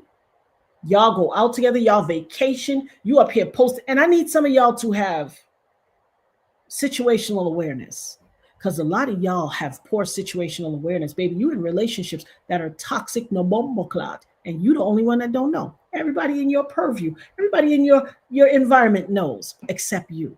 Baby, get out of the fairy tale mentality and please, by all means, please become situationally aware of your situation and know what's going on.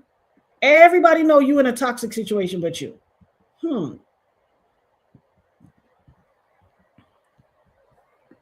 Kat said, sweeping something under the rug never works. I repeat, sweeping something under the rug never works. That's right, honey, because you know what you got? A mountain under the rug. And don't walk over that mountain in your stilettos when you're on the way out to dinner. You're going to break your neck. I'm just saying. Lavelle said, I skate, I bowl, I go dancing, I work, I ride my scooter, LOL. That's right. You got to have some things that you do. Zora Neal student said, I agree, like trauma, it's not normal and shouldn't be swept away under the rug. That's right. Elza Laura said, your emotional intelligence, wisdom, and resolutions are helping me. Thank you. You're welcome, my love. Absolutely. Thank you so much. Thank you so much. You are absolutely, to God be the glory for it all. To God be the glory for it all. Headmaster said, I'm going to ask my hubby if my box rocks socks. Hey, ask, listen, well, you typically will know. If you walk by and you get that perpetual whap slap on the butt, hey, baby girl, and that kiss in the small of your back and the neck and all, your box rocks socks. Let me just tell you. But it don't hurt to ask. And it's okay to say, how would you like to, if you're in an intimate partner relationship where two consenting adults are in a relationship, preferably you'd be married, but everybody's not going to be married and everybody's not going to adhere to the same thing. But if you're in an exclusive relationship where you are protecting yourself, having intimate partner relationships in a protected way, and you are involved in this relationship mutually, it's okay to say, am I pleasing you? What can we do to make this feel? Are you comfortable with this, or can we spice it up a bit? What can we do? What are you interested in? Are you, if that's where you are with your relationship and you're comfortable, have those discussions too. You'll be surprised. You'll be surprised, honey. Yeah. It's important to ask your mate, what can I do to make this better? And at the same time, say, can I offer you a couple of things you could do to make this better? Or we could spice it up. Maybe make this better is not the right, because people be in their feelings. You know, men be sensitive. They swear they hard rocks, but baby, they be so emotionally sensitive. So you can say, you know, what can we do to add a little zest? What can we do to add the Lowry seasoning salt to this thing? Use that. You're welcome. What can we do to spice this up? Add a little seasoning, add a little Lowry's to this. Make sure you say Lowry seasoning salt for he think you've been with somebody named Larry. Whatever. But you understand what I'm saying. And it's okay to have those discussions. You need to have those discussions. Kat said, you are preaching tonight, Auntie. Indubitably. Love you, Nisi Poo. It's our duty. It's our duty. It's our duty to share this information. These are the things that make for a better relationship. I can't stand a boring man either. I can't. It just tells me he's not emotionally developed in his personality. And if they develop in their personality, now if you meet somebody and you see that he absolutely unequivocally has potential, but the way he grew up, the way he was raised didn't provide for the variety of spice of life, you can introduce things to him. Hey, babe, you know what I love doing? I always, because when you do eyes work really good in a relationship. Hey, babe, you know what I really in love roller skating. I always feel a sense of freedom. I always have a lot of fun when I roller skate. What do you think about roller skating? I would love to have you go roller skating with me. At one point, he might say, I ain't never been roller skating. Be like, oh, baby, we could go practice, honey. You can get some, listen, I don't care if you clear out a space in the living room at his house and you get him you might say, let's get some skates. Y'all go out, get some skates. You get some skates for the low at Walmart or wherever, wherever you buy Amazon, wherever you buy your items. And then y'all might clear out a little area in the basement or in the living room and say, come on, let's skate. You got some hardwood floors, even better. And you can skate right there. You might be going around a little circle, but so what? That's how you show up. And these are your skates for the house until you get to a point where he's comfortable enough and y'all can go roller skate. Then that's a different thing. But be willing to think outside the box. Be comfortable just being free. There's nothing more attractive than a woman who just is comfortable being her, free. Skate in your living room. Maybe put on some skates and be in your own living room skating and putting on some music and send him a video. He's going to be like, is she skating in the living room? And that might just be what he needs to come out of his box. A lot of our men are emotionally dysregulated and no one asked them how they felt. No one ever gave them the knowledge that they are safe crying, expressing themselves. They grew up in very rough situations. And sometimes all they need is the right person to, ask them, like, what's your cry life about? What's the last 2 things you cried about? Those are the type of things you can discuss with a man. Have you had a good cry recently? What's the last thing that made you cry? Have you ever seen, what movie makes you cry? What song always evokes a tear in your eye?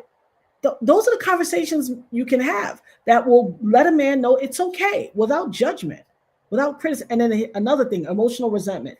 Baby, if y'all have a fallout and your man does something or you do something, if you're a man, if your woman does something, if you're a woman and your man does something, if you're in a relationship and your partner does something that you deem to be a faux pas, a violation, and you have a discussion and you decide, okay, the maliceful intent wasn't intended or was a mistake and I'm willing to forgive. We're still in the formative years. We're still growing.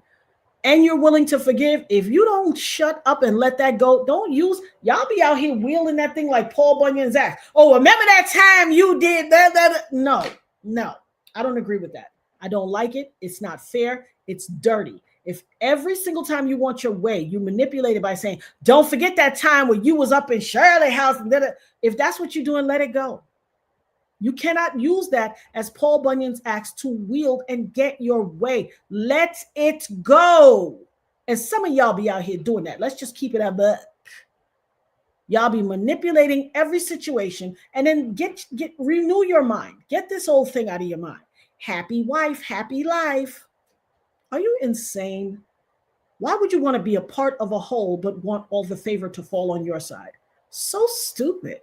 So foolish. So foolish. What do you mean happy wife, happy life? That is a very selfish way to walk into a relationship. And some of y'all don't know that men be in the barbershop dogging y'all, hate y'all. I watched a thing with a guy that said, yo, he go to the barbershop, it'd be 20 guys in the barbershop. They all hate their wife or their girl. Talking buku shit. Can't stand my wife. The chick I wanted, I ain't really have the money to be able to sustain that relationship.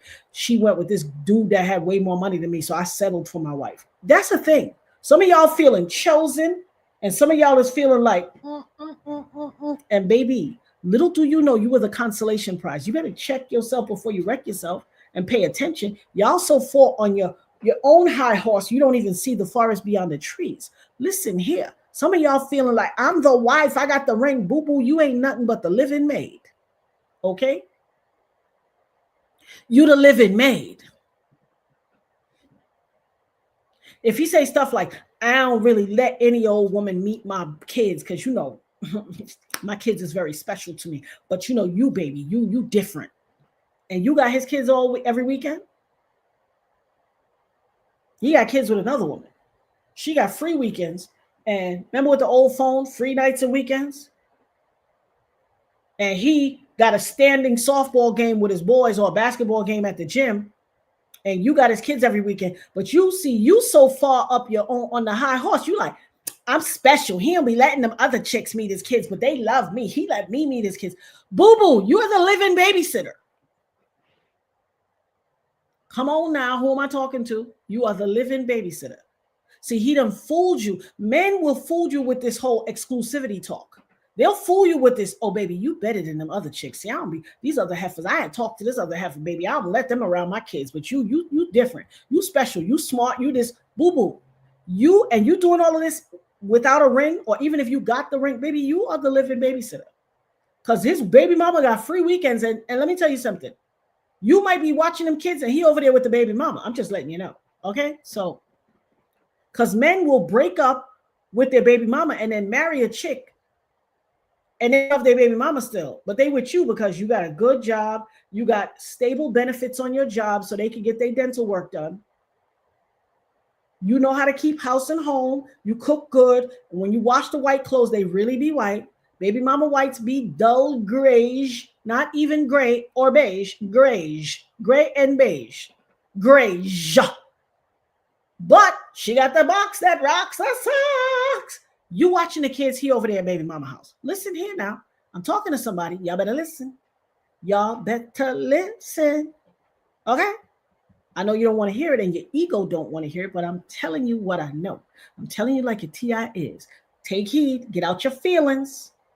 Some of y'all right now is listening to what I'm saying, and it's like ping, ping, ping, ping, hitting bells. You're like, wait a minute. Why didn't I see this? It's okay, baby. Your sisters and brothers are here in the Nerd Herd family. We're here for you. Take time. Sit down, get your little notebook out, your little fat boy notebook, get a pen, and write down. If some of these things are hitting home and you're like, wait a minute, I think that's my life. Write them down. And then, in an emotionally regulated manner, sit there and take time to discuss some things with him. Don't come in arguing and don't be all the Dopest nerd said.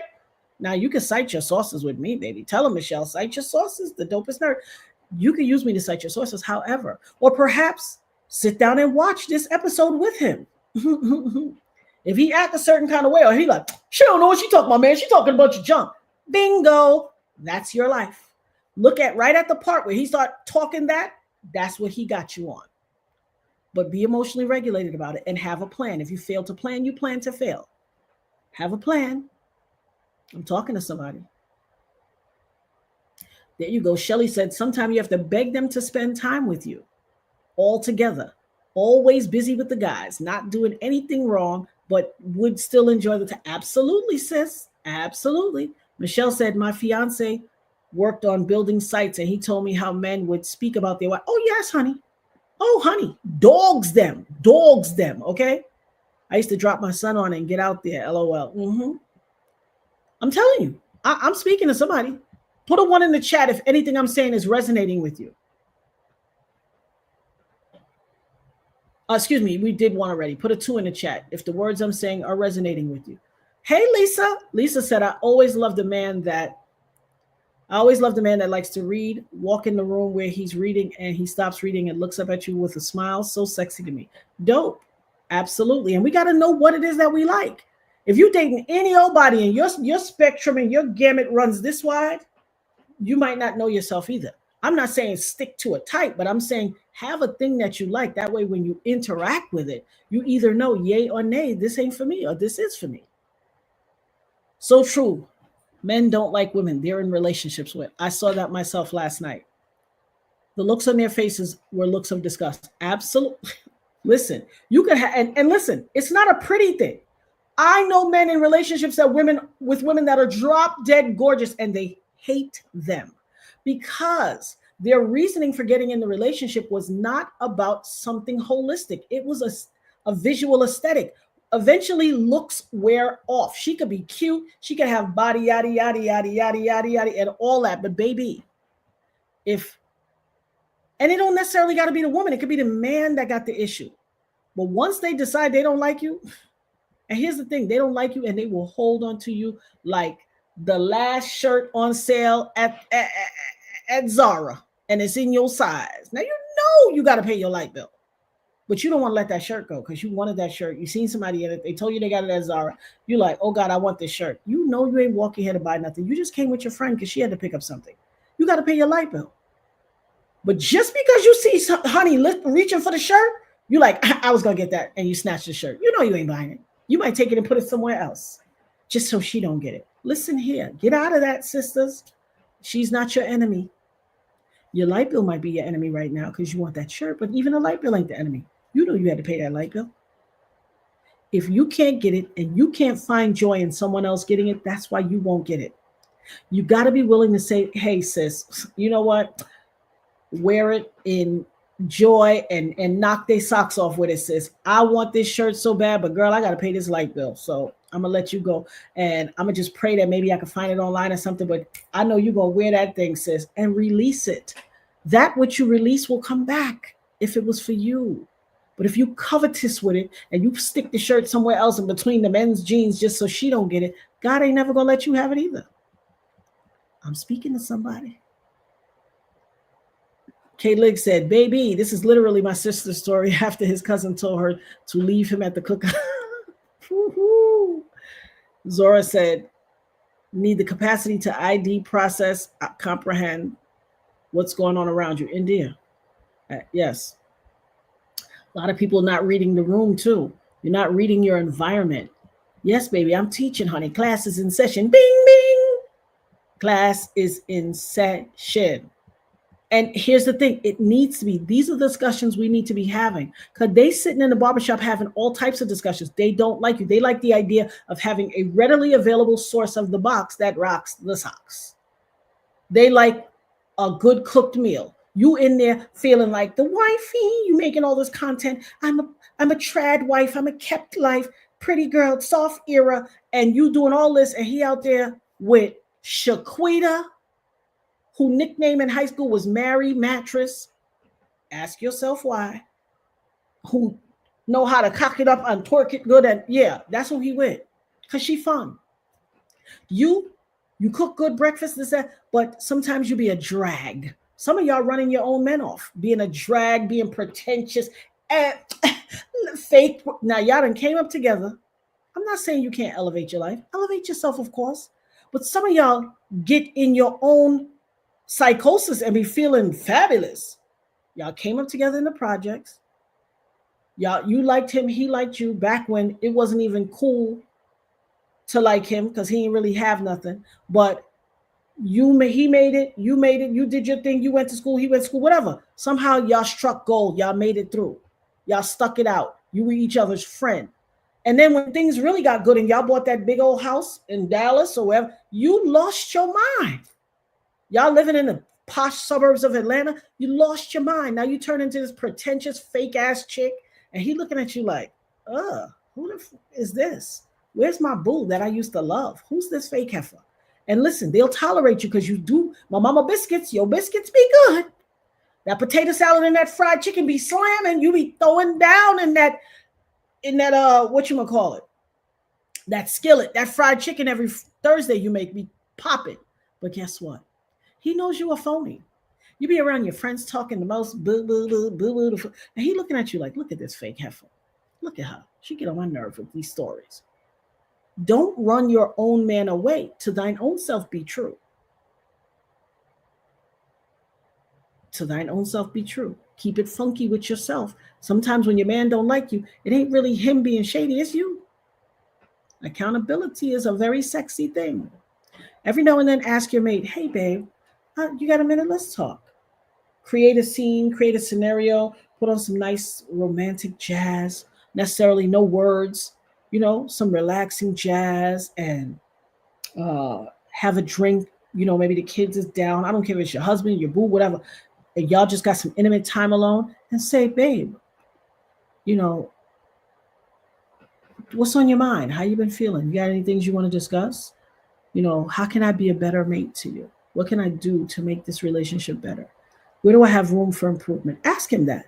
Because if he is your boo and he really loves you, he's going to say, well, first of all, he's going to think it's a trap. If you're one of those people that wield, Paul Bunyan's axe and always playing get back, he's not going to trust you. But if he does trust you and he says, well, there is this thing you do sometime when we at parties or we at the cookout, you blah, blah, blah, and I don't really like it. Be willing to put your listening ears on. If you ask a question, you better have your listening ears on and not your venting ears, because your venting ears will never let you hear. You will always be ready to snap back. You better be ready to listen. Once you hear, you can say, okay, let me take that under advisement. Let that be your new word, your sentence. I'll take that under advisement. Ask yourself, have I been doing that? Is this obnoxious? Am I showing up in my most authentic self? Listen to constructive criticism and be willing to take it. I ain't saying you got to change everything you do overnight, but consider some things. Tell you. I'm talking to somebody who ain't listening. To thine own self be true. You know what? In the immortal words of Ice Cube, checketh yourself before you wrecketh yourself. But let me get back to this list so we maintain a good timing here today. I'm just trying to help. Disengagement. Number 8, disengagement. Did you or your partner always spend quality time together after work, share chores in the house, or always make joint decisions in certain situations? When one or both of you begin to disengage from these shared activities or responsibilities, it can indicate a lack of investment in the relationship. Remember to reevaluate and realign priorities in this situation to ensure both partners are happily contributing to the relationship.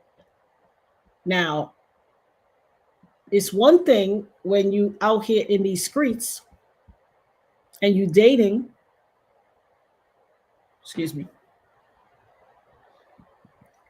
it's one thing when you're out here in these streets and you're dating and you have a man that's like giving this and doing that and doing this for you, and he's showing you his worth. He checks for you. You guys have been dating for some time. Maybe you're in a mutually exclusive relationship and he's pouring into you and he's sowing his tithes and offerings and good deeds to you. What a beautiful thing. So many people wish they had that. Don't take it for granted and don't take advantage of it. And likewise, it's okay when you're in an exclusive relationship and that's your bona fide boo, and there's no guessing about this. He knows you're in a relationship and you know he's in a relationship with you, mutually exclusive. It's okay to gift your man. It's okay to do nice things for your man. I keep telling you, you want to know what a really nice gift is for a man? You want to know how you elevate your stock when you want to give him something nice? And it doesn't just have to be for a birthday. It could be a just because. You want to know a magnificent just because gift? In this time where you would have had conversations with your mate, your man in particular, and you're getting to know him, one day ask him, when you were a kid, what was your favorite car? What was that car that you wanted so bad that if you had the money in your life, you would get that car hands down? Ask them that. Listen, that's how you hearken to the little boy inside of him. That's how you know if that little boy inside of him is still alive. Any man who can't tell you a car that he absolutely loved, baby, run for the hills, because that ninja don't know himself. And you know what? That if he don't got nothing he holds as sacred in his heart, he's not going to be able to hold you sacred because he don't hold him sacred. And I'm telling you, you're setting yourself up for a heartbreak and a heartache. Ask him, what was that favorite car? Just in plain conversation. Don't make it a big thing like, what was your favorite car when you were a kid? No. In regular conversation, while you're on that date, what was when you were a kid, what was your favorite? And then yourself have the answer for yourself. We are women, but we have a favorite thing, a favorite car or whatever.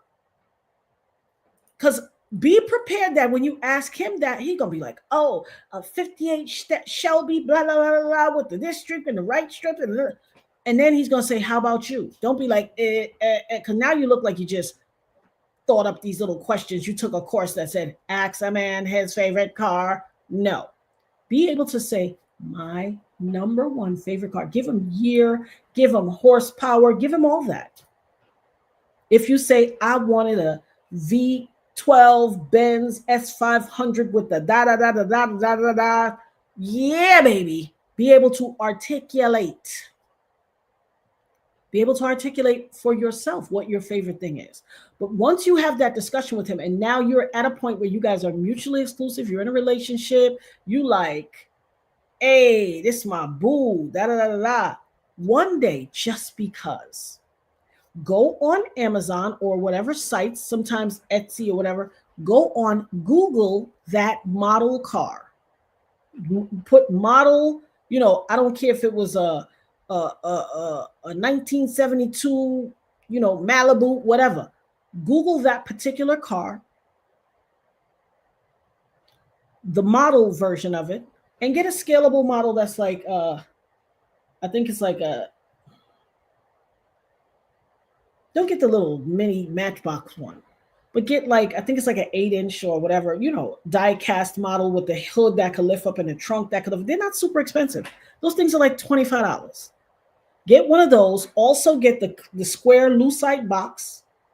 You know what lucite is? It's that clear plastic, the square lucite box, and it usually has a little stand so the car can sit on a stand and you can encase it in the lucite box, and then just put it in a cute bag and put some little paper in the, the paper for the packing, and bring it over to him. Just be like, babe, I got you something. And you can, listen, you got to work it up in advance. You got to be like, baby, when you talk, hey, honey, how was your day? What did you eat? You ate lunch? It's like, oh, okay, well, hey, you coming? What are you doing this evening? You coming over? I just wanted to let you know that I got you something cute. It's not a big deal. Always preface it with, it's not a big deal. I thought about you and I got you something cute. And I cooked, such and such. I made such and such. And if you're going to give him the car and he got a favorite dinner, make the favorite dinner and give him the gift. Oh, I made such and such. What? Okay. What time you want me to come over, baby girl? Well, I'm just finishing up. So give me a little time, but you can come over in around 7 or 8. And also learn to do things earlier. When everything you do is 11 o'clock at night, he's coming for the socks that rocks the box that rocks the socks. Okay. Do some stuff at 7 o'clock. 7 o'clock says, I'm a woman of a certain thing. I'm about a certain thing. 11 o'clock for everything. You the box that rocks the socks. I'm just letting you know. Don't shoot the messenger, literally and figuratively. Once is enough in a lifetime. But I'm telling you, do things at a reasonable hour. Okay, babe, I think 7 is good. 7:30 is good. And then entertain him. Give him his gift. Have fun. Laugh. Maybe watch a movie. Once it starts heading towards 10:30, be like, I got to get up early for work, baby. I got a long day tomorrow, but I just wanted to give you your gift and I wanted to spend a little time with you. And, I love you, or whatever how y'all express your stuff. And I got to get up early. I got a meeting tomorrow at work, or I got to da da da da. And I had so much fun, baby. Call me when you get home and all that. Listen, I'm telling you, you give him his little gift and you fed him. Y'all spent quality time and you send him on his way. Listen. I'm telling you, he's going to be like, yo, this is different. Yeah, you got to be able to do things like that.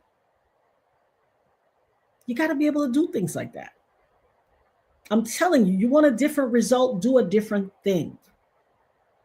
Now, I ain't saying go out and buy him whole new outfits and all that. I'm saying little things like that, because what that says is you listened to my thing. You listened to what means something to me. You care. A cat said, we baking cookies tonight, 7 p.m. Hey, that's dope. There you go, baking cookies. That's our code word. So you understand what I'm saying? You gotta be willing to let this person know that you value them as well. There was a guy I dated. Let me tell you something. When I tell you this man gave me so much, his brother said to me, what you did to my brother. And I said, what are you talking about? He's like, now I know you done something to my brother. I want to know what it is. So he knew I was West Indian. He said, you West Indians, you coconut people. He called me Caribbean. You Caribbeans. Y'all different. Y'all a little different. I hope you ain't worked none of them roots on my brother. I said, excuse me? What are you talking about? What are you talking about? This man said, I don't know what you did to my brother. I know now him and his brother had this amazing property, 11 and a half acres. Dope. Okay? And while I don't think they all lived there full time, they could all come there. It was a house that they shared. He still had a house with his ex-wife. His ex-wife, he had a house where his ex-wife and his children lived, but this is where he lived full time. But it was 11 and a half acres property with dirt bikes and all of that. And we started out as friends. So it was nothing for me. He was like, my son, my middle son loved, me and my husband had broke up. Me and my son loved anything automotive. And so he was like, if your boys want to come over and ride the dirt bikes, they can do that. And I'm just like, dirt bikes, I'm a little, he was like, no, it's safe. I got a whole dirt bike trail, this, that, the other. And baby, when I tell you my kids used to be riding that dirt bike there. So we were friends at first. Eventually the relationship grew, but in the beginning we were friends. And he used to always, here, I left you something on the dresser. Here, what? I said, listen here. Ninja, you ain't paying me, okay? Why you always, I left you something on the dresser. What is that about? What woman made you think that this was appropriate? Huh? Oh, I don't mean no offense. I'm not trying to be offensive. I was like, I appreciate your kindness, but that speaks of a different thing. So then he modulated to, hey, get the boys something and get yourself something nice. I'm like, okay. And then he was always so generous. I mean, generous. I thought I had a good salary. This is how generous he was. But his brother said to me, what did you do to my brother? Because I ended up having car problems. And he said, oh, don't worry about it, baby. Take that car. Because he had a bunch of cars. His brother said, my brother don't never. He said, my brother's wife couldn't drive his car. What you do to my brother? Why are you driving his car? I had this car for months. When I say months, I had this car for months. Okay? I mean it. I bought a house and I just wanted to get all new furnishings and stuff. And I was like, I want to go by myself. My kids had their furniture. I bought them furniture, but you know how sometimes we put ourselves for last. So I said, well, I want to get a bed. I saw this bed I wanted, just a bed. I wasn't even talking about the whole set. I was like, I saw this bed I wanted. Can you take me down here so I could check out this bed? He was like, okay. Because he had trucks and all that. So I could carry the stuff, My boy said, why are you just looking at the bed? You ain't going to get the dresser? He said, go and get the whole thing. This man furnished my whole house. My whole house. My friends have always said, what is it about you that men just give you stuff? Because I know how to talk to people. And I don't mean know how to talk to people like, oh, hi, honey, and kind. I mean, I talk to people. I talk to people in a way that they know that someone cares about them, that they know that someone is genuinely interested. And then I can recall that thing and say, hey, this is such and such. For all of those who just, K-Lig, if you would, please drop Nirvana's link in the thing. Guys, this show, I'm going to put it on the screen real quick. This is Nirvana's cash tag. She is leaving in 5 days. Still got a little tuition to pay. Got to make a deposit for that payment plan. So whatever you can give, please be a blessing. That's Nirvana's Cash App. You can send it directly to her. However you're able to pay your tithes and offerings, I don't care if it's $1. Please be a blessing because Mama is doing it all by herself, and it has been quite a journey. Okay, and this is my job. So however you want to be a blessing, with whatever amount you can, go ahead and be a blessing. This is Nirvana's cash tag, and I just had to interject that. My bad. What did I do?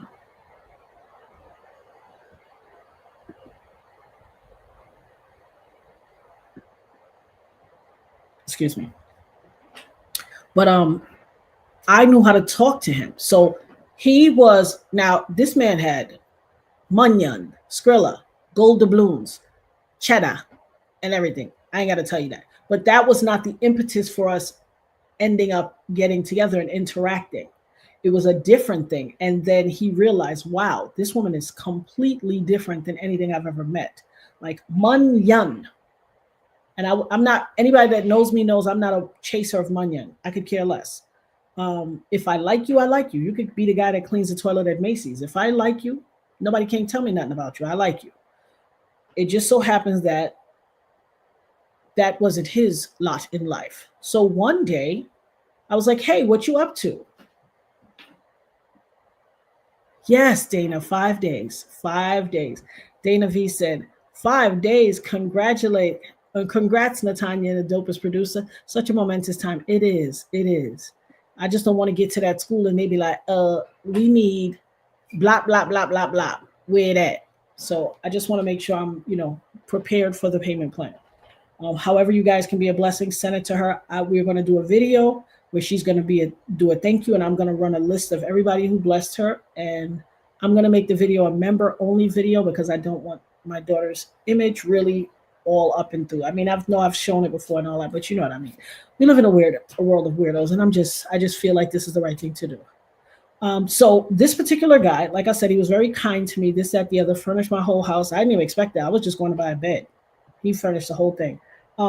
It just so happens that I was out somewhere, and here's how I am. If I know a man likes a particular thing, or I want to do nice things for the person that I'm with, especially when that person makes me feel valued and seen and this, that, the other. I want to do nice things. So I bought this man a couple of things that I was just like, oh, he'll like this. Oh, he'll like this. Oh, he'll like this. And I had 2 things I had purchased and put down, and I just forgot to give it to him. And then another thing I saw, and I was like, oh, let me give him all these things.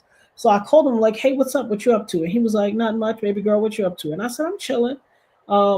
I had I said, I had bought you something, but I forgot. He's like, what? I said, yeah, I just want to stop by. I'm not staying. I don't have the time to stay, but I want to drop by and just give you what I got. So he was like, okay. And he just didn't believe me. I don't know what he thought, but he just, I'm not sure what he thought. But I came by and I was like, I can't stay. But I came with this nice bag. And he was just like, he kept saying, for me? For me? He was astounded. I was almost kind of puzzled as to why does he keep saying for me like that? I said, this man ain't used to getting nothing.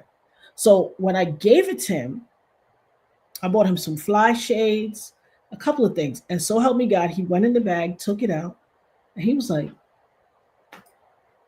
he went in his room on the other side of the bed and sat down with his back to me.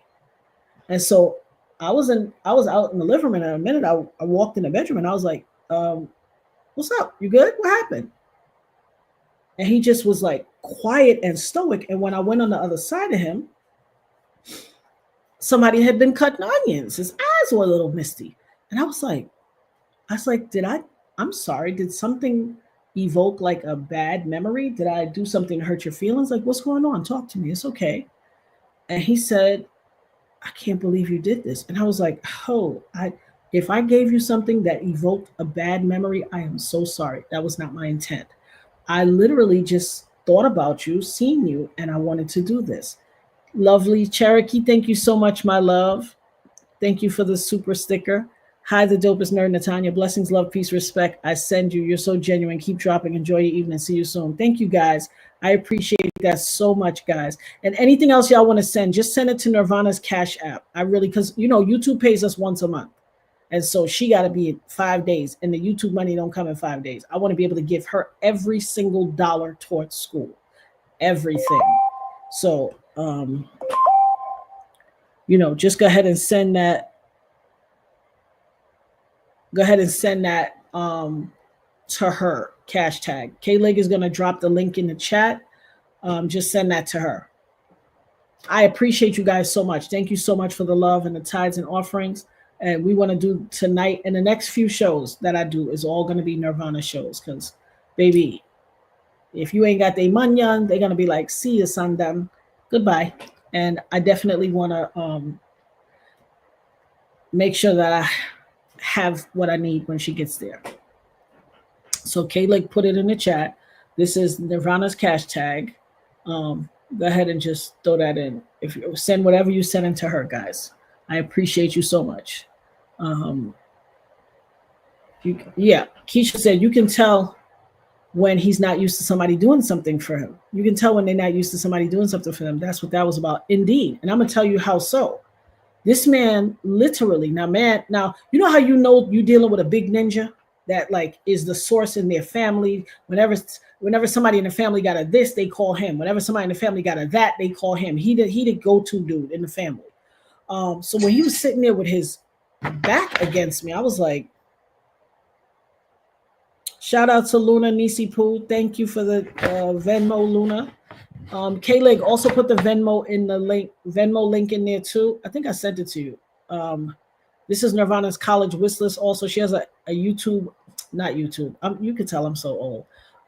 Amazon wish list that my daughter-in-law created for her. Thank you for all of you guys who purchased things off the wish list already for her. And thank you for everything that you do for her. I appreciate it, because you don't have to do it, but we appreciate it wholeheartedly. Shelly said, that's my guy. He was raised hard in Detroit, so no guidance. So it's so hard for him. He has to learn to love. Indeed. And shout out to you for giving him that love and standing in the gap with him.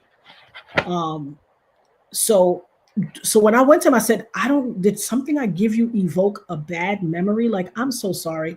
I did not intend that.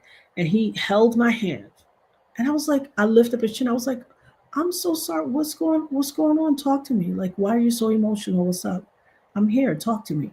And I wiped his eye, and he looked at me, and he just started crying. And I was like, I am so sorry. And he looked at me and said, nobody has ever given me a gift in my life. He said, I've never even had a birthday party in my entire life. No one's ever given me a gift.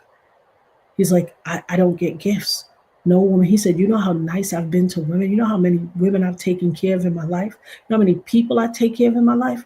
He said, nobody gives me anything. I've never had any woman give me a gift. I was just like, but you were married for so many years. What are you talking about? He said, my wife never gave me a gift. Never. I was the breadwinner. I did everything. I've never gotten a gift. Baby, first of all, I was so hurt for him. This man, when I tell you, not only was he a good man, not only was he a man that handled his business, him and his brothers owned a massive business. A massive business. This man said no. He had an 11.5-acre property, fly house. He said no one has ever given him a gift before. I was the first woman to ever give him a gift. He said nobody ever thought about me before. He said, I don't even know. He's like, I always knew you were a good woman, that you were special.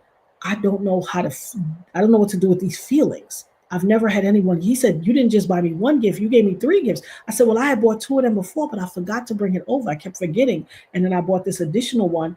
And so I just said, let me bring them all to you. He was like, I don't know what to do with these feelings. He's like, you're going to have to, I know you said you ain't come to stay, baby girl. You're going to have to give me some time. I don't know what to do with this feeling. I just need to deal with this by myself. I was like, all right, I hope I didn't do anything to disturb you. He's like, no, quite the contrary. This is a beautiful thing. So help me God. He gave me a big old hug, the tightest hug I probably ever got in my life. A big kiss. I was like, all right, baby, I'm going to head out. You have a wonderful day. And like I said, I'm sorry to bring these kind of emotions. I hope it's not bad. Baby, this man started being, first of all, I told you he was already extremely jealous. This man gave me so much after that. I thought I had a great salary. When I eventually broke up with him, I said, what? I'm poor. Listen, when I promise you, I thought I had a phenomenal salary because I had no shortage of money. Okay? No shortage. When I eventually, and the only reason I eventually stopped dating him was because he had a child that was sick, like special needs and sick. And while his marriage had broken up, because this man was taking me to go look at houses, okay? I'm talking, he was very serious about it. He had a child that was special needs, and so he would have to go back to his home state where he lived, where he had a, where he was married and was his children were raising, and go back and see about his wife and his child. And I had to make a decision of, I don't want to get in the middle of that. He has a child that requires care for the remainder of his life. Is this something that I want to immerse myself in the midst of? This is something that I'm going to have to make a decision to have as a part of my life. And I knew that because of that, he had a tether that was always going to be permanently connected to that household. And there's nothing wrong with that. There's nothing wrong with that. Your children are your children. And I would never get in between his child and his needs. I would never get in between that. Now, did I think that someday that could be a source of a problem going forward that I didn't necessarily particularly want for my life? Yes. Was his heart broken when we broke up? Yes. Because he never had anyone treat him the way I did. But here's what I know God does sometimes. God will bring someone into your life. He will bring you the sandpaper to smooth your rough edges. So perhaps God needed me to be in this man's life to show him how to love and what love felt like, a different kind of love felt like, so that he can go forward for his person that was going to be the one, so that he would know how to handle her and love her comprehensively because of how I made him feel. And I'm okay with that. I know I'm God's vessel. I know God will use me for a situation and then say, exit stage left. It's just what it is. Mocha B said, sometimes we forget that men have emotions to deal with. Sometimes we forget that men have emotions to deal with, that they need to be shown some special treatment, dropping off lunch or even setting clothes out once in a while to make their day brighter. Come on with it, Nisi Poo. Tell him, Nisi Poo. Indeed. And I'm telling you, there you go, Lavelle. He needed me for that time and season. Yes. And I'm okay with that. I know God will use you for a purpose greater than yourself. Once you surrender it all to God and be willing to be used, God's will be done, you will have nothing but a memory of beautiful experiences. Yes. There you go. Absolutely. Kat said, wow, what a beautiful metaphor to compare it to love. Absolutely. Absolutely. I was passing through. There you go, Lavelle. Now, did I have a great time? Absolutely. He was extremely kind to my sons, extremely generous. And I mean, and at the time, not only did God know he needed me, but I needed him at that time. Keisha said, I've done that one for sure. Surprise him with something special he didn't expect. No special day. Did it for each other. Absolutely. And that's a beautiful thing. And Lavelle said vessel. Hashtag vessel. Yes, indeed. I know I'm a vessel. I've been in people's lives, and not just dating relationships, sometimes just friends, to be a type of friend that they need because they never had that level of friendship. And it's important for you to know that level of friendship so you can be that level of friendship for someone else. I'm okay with God using me as a vessel. I'm absolutely unequivocally okay with it. Number 9, unhealthy coping mechanisms. Stressful situations can lead to individuals adopting unhealthy coping mechanisms, such as substance abuse, excessive work, or emotional withdrawal. If you or your partner are using these methods to deal with relationship issues or problems outside of your relationship, it can make problems worse rather than resolve them. Encourage open communication and seek healthier coping strategies to overcome challenges. What a great conversation to have with someone that you're in relationship with. You need to ask people, you want to look for things to talk about when you're dating? That's a good question. What are your coping mechanisms? How do you handle the tough things? That's a question to ask. What are your coping mechanisms? Tell me some of your coping mechanisms. If you're dating someone with children, or you have children and you have a hopes for this person to be your intimate partner forever and a day, and you want to ultimately marry this person, you need to ask, how do you handle, what is your coping mechanism for when your kids get in trouble or do things that are not particularly amenable to you? How do you handle that?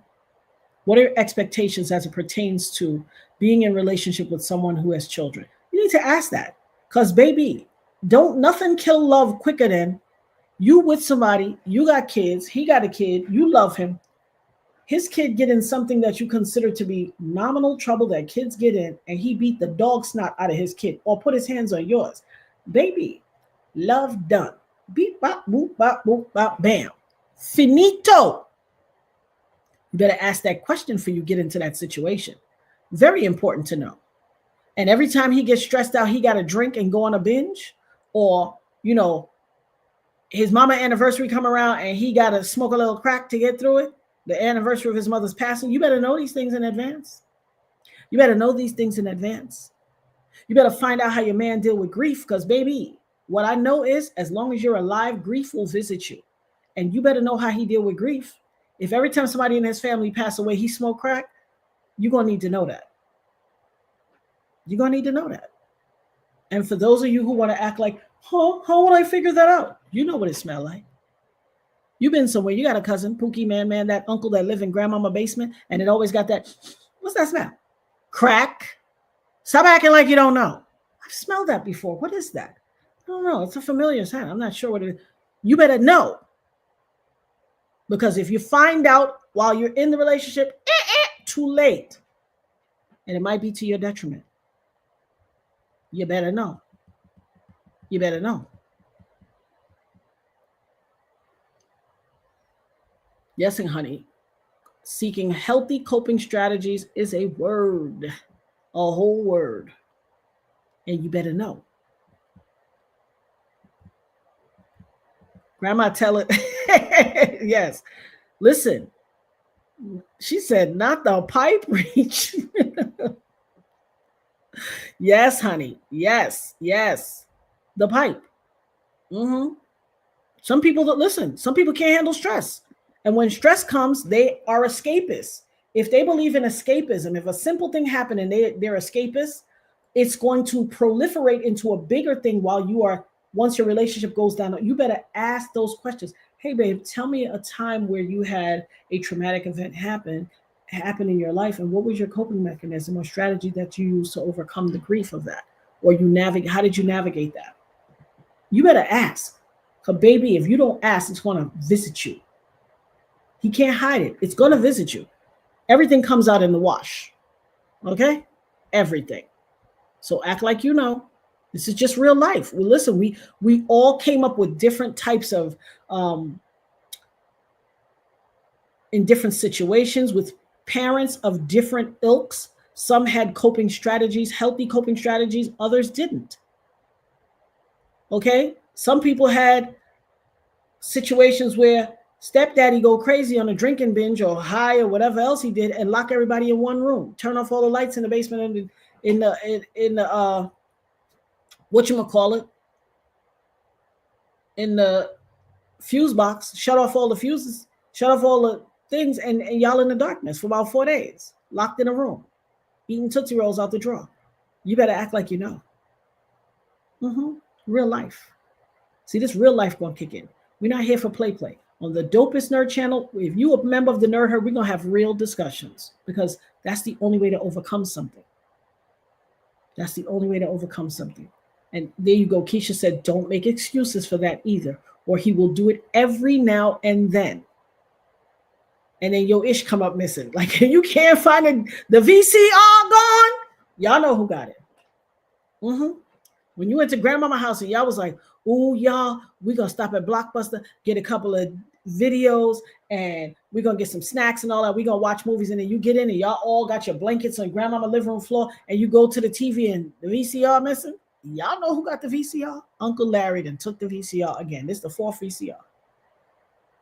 Don't let these things slide, or they will rear their head.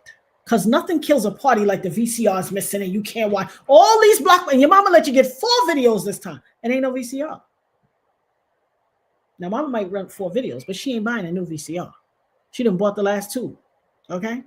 Only reason he didn't take the TV, because remember that pregnant back TV was too heavy. And see, all that crack got him weak, so he couldn't even carry it. And you know, crackheads are strong. But all that smoking crack got him weak. The bones was weak. Yeah, honey. TV there, but the VCR is gone. It's going to rear its head. You cannot hide a thing for too long. So let's just keep that on a 100. Let's keep that a buck. So thine own self be true and be honest. Nip it in the bud. Keisha said, nip it in the bud immediately. Absolutely. Because if you don't nip it in the bud, it will nip you in the bud. And number 10 on the list of the 10 things to do to know how to maintain your relationship, and if your relationship is in trouble, lack of future planning. Partners typically envision a shared future together and speak about settling down or where they see themselves years from now. If these types of conversations become scarce or are met with avoidance, it might be a warning sign that there is a lack of commitment or disconnect in long-term goals. It is crucial to discuss and align future goals to ensure you are both on the same page about the direction of your relationship. If you and your partner are experiencing any of the above issues, consider speaking with an expert who can help guide you both. Ritual, the source of our information in our article today, is a schedule-friendly and affordable app that helps you heal and turn crisis into opportunity with the help of our experienced relationship experts and science-backed methods. Lack of future planning. If you always talk about what we're going to do next week, next month, next year, and he'd be like, you ain't in his future. Okay? Yes, the pregnant back TV. You know, the big booty Judy TV. Yes, honey. If you talk about, babe, you know what I was thinking? At Christmas, my friends and them had her man and his people, they all got matching pajamas, and they went to they went down to Tennessee and in the cabins, and they got all these pictures. Oh, they had so much fun. They had matching pajamas. They played games, this and that. And he'd be like, well, that's them. We ain't got to do what they do. Baby, he don't plan on being here at Christmas. You better act like you know. Lovely Cherokee said your delivery is bing bong boom spot on. Thank you. Listen, I'm telling you, if you say, boo, look at these pajamas I got all our shirts made. I got, what size is your brother? Extra large? Yeah, I got his shirt made, and I got his wife and the kids and all that, because we're going to all go to the cabins and spend the Christmas holiday. We're going to play games. And I looked up the price. The cabin is $1,500 for 3 days. And we could all split the cost, and your sister and her husband could pay some and this and that. And he like, And he don't elongate and ask you, when, where, who, what, when, where, how, why. Boo-boo. That $1,500 coming out of your pocket. Your kids might not get nothing for Christmas, because he like, I don't know what you're planning for my sister and my brother-in-law. We ain't coming. He ain't saying that to you, but if he looking at you sideways, he'd be like, all right. Ask me how I know. I done seen it before. Listen, I just came to be a vessel. God brought me to this earth to be a vessel. I understand my assignment. You know how they say she understood the assignment? I understand my assignment. That's why I'm here doing what I do. I understand my assignment. She said, yeah, no, he's getting taken out the night before with the rest of the trash. Woo-hoo! Cat said he going out to the curb, honey. I'm telling you what I know. This ain't even hyperbole. It ain't speculation. I stay on. Just Black said at Mocha B, she stay on it. Indeed, I do. Indubitably. I've had a lot of experience. And people come to me with their stories. Sometimes when you hear me say things, I'm not saying no names, but I'm saying I know how it be. I done talked many people off a ledge, figuratively and literally. Okay? Being heartbroken off of what these relationships do. More often than not, it's a man doing it to a woman, but I've had homeboys that I've had to talk off of the ledge too. Crying and can't understand it. I'll be like, excuse me. Now, your sister's coming to talk to you. Let me have a little discussion with you. Do you recall a time where I told you, be careful with that one? Yeah, I told you that. But I take no pleasure in being right. I'm just telling you that you were the only person that didn't see that it was going this way. Stop chasing aesthetics. Stop chasing she light skin. Stop chasing, ooh, her hair real curly. Stop chasing she thicker than a snicker. Stop chasing that. What else do you love about this woman? What else do you love about this person? How does this person make me? Oh, yeah, she said my third eye is shining. That's probably why I got that knot. That third eye is glistening. I see it. I keep looking at it in the camera like, ooh, child, if you get any shinier. But the knot is still here, but it didn't go all the way down. It's still a little tender, but for all intents and purposes, it's down. But yes, my third eye is radiating like beams of light. Baby, I'm only here as the messenger to give you the good word to save yourself from the heartache in the future. Expand your horizons, get to know yourself better. There's nothing more attractive than a person who knows themselves. Thank you. Kat said, what an incredible discussion tonight. Indubitably. Listen, there's nothing more desirable and attractive than a person who knows themselves, who walks light and doesn't come with expectations or intentions. The only expectation is to have a good time. You go out on a date, someone asks you out on a date, walk in with no expectations. Don't stop off at the Walgreens in the little short magazine section because people don't read no more to get yourself a bridal book. Baby, give it some time. Take a breather. You might not be the one at all. Just walk in with no expectations. Just walk in with the expectation. Your only expectation to be to have a good time, to enjoy spirited conversation, to have a good time, eat some good drink. And ladies, it's okay for you to pay the tip. Stop being, y'all, listen, y'all be talking about men stingy. Some of y'all stingy too. Some of y'all burn your own bridge by somebody who would give you the world just because you won't do a thing. If somebody takes you out on a date and they spend the money to feed you, what's wrong with leaving a tip? Leave a tip. If you don't have the capacity to leave a tip, you probably broke and you ain't got no business being out. Your priority's in the wrong place. But be willing to leave a tip because what it does is it says something about who you are as a person. Trust me, leaving that tip says far more to him than whatever. Even I don't care if it's $15, $20 you shell out. If you say, babe, I got the tip. Let me leave. Have a little $20 in your purse and leave that $20. What's wrong with that? What is wrong with that? Someone has taken you out. Someone says, I am going to give you of the spoils of my time, labor, and my financial coffers. I'm going to spend my money on you. What is wrong with leaving a tip? Because dinner ain't cheap. Y'all been to a restaurant lately? It ain't cheap. It ain't cheap. So if someone takes you out, trust me, there will be far more dinners in your future, especially if you enjoy his company. There'll be far more dinners in your future and lots of interesting events and outings. If you tied in kind, there's nothing wrong with saying, hey, babe, it's okay. I got the tip. It speaks volumes of who you are. And you don't got to be performative about it. All you got to do is be like, when she's coming with the bill, you go right in your purse and say, hey, babe, I got the tip. Thank you so much for a wonderful evening. I want to leave the tip. That is going to impress him in a different kind of way because they're not used to that. Women have been trained to be selfish, greedy, entitled brats. We got to cut that ish out. That ain't cute at all. No, I ain't going to tell you pay for everything. Let him, if it's your bona fide man that you're in an exclusive relationship with, yes, pay for everything. But if it's some guy that you're trying to impress because you want to be his woman, baby, hold your gold doubloons and your dollars. Okay? I ain't telling you to take him out.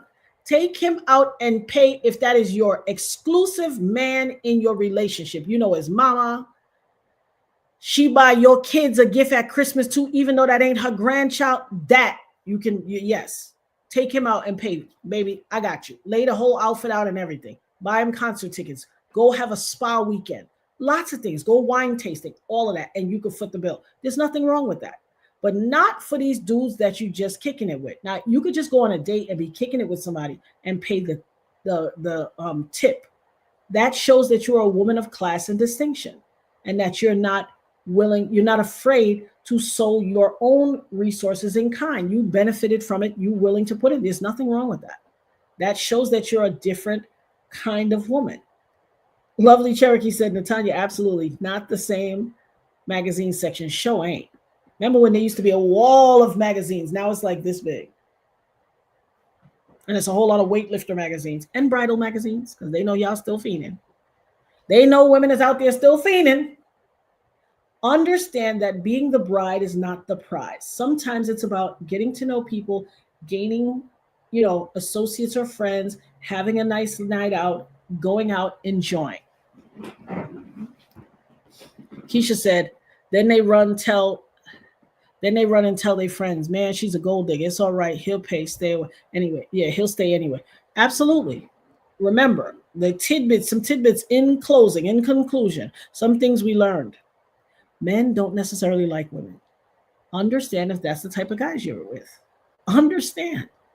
Men don't always like women. They may love the idea of having a girlfriend. They love what having a girlfriend represents. They love having a continuous source of dinner and stuff. They know a woman who checked for you, going to do your laundry and all of y'all know y'all be out there washing and folding laundry, please. Y'all know y'all do. They know a woman who checked for you is going to make sure, your lunch is made and and all that stuff. And they like those things. No doubt. Okay, Headmaster, I see you. Shout out to Dana. Oh, she sent something for Nirvana. Thank you, Dana. Thank you for the Venmo. We appreciate you, my love. And I got you, K-Leg. In conclusion, men don't necessarily like women. And for that matter, women don't necessarily like men sometimes too. We tolerate a lot of stuff. Stop tolerating. Stop selling yourself short. To thine own self be true. If you want to have a healthy dating life, get to know yourself. Let your priorities be in the right place. Get to know yourself. Have something to talk about. This is how you can separate the wheat from the tare. Mocha B said, I was with a man who didn't like women for 7 years. And listen, y'all, let me tell you something. First of all, Nisi Poo, I'm so sad that you had to have that experience, but I know it taught you something, and it should teach all of us something. Keisha said, aha, I hear that whip already. You hear it? Baby, K-Leg be cracking that whip. You hear me? She ain't playing. Yeah, she be cracking that whip. This is the link to Nirvana's Cash App, Nirvana's pageant purse. Thank you. This was an excellent topic. I knew I needed to talk about it. I keep hearing from people and seeing different things about horrific relationship outcomes and things like that. And we got merch, y'all. Get yours at the Dopest Nerd, myshopify.com. We need to discuss these things. Like I said, as a member of the Nerd Herd, baby, we are always going to have the good conversations. We're going to always talk about the things that need to be talked about, because listen, there's so much on social media. There's so much in these YouTube streets that will steal your time and your energy and is not adding value to your life. It's nothing wrong with having a little ratchet TV or a little ratchet YouTube surfing, but we got to get to the heart of things. We are living in this world. We got to get to the heart of things and have substantive discussions about our life. We cannot just be wasting time and dilly-dallying. That ain't what we came here to do. We all came here on assignment, and we got to leave this world better than we found it. And we have to do our part of getting the world to where it needs to be. Lovely Cherokee said, hold on, I didn't press the thing up. What did I do?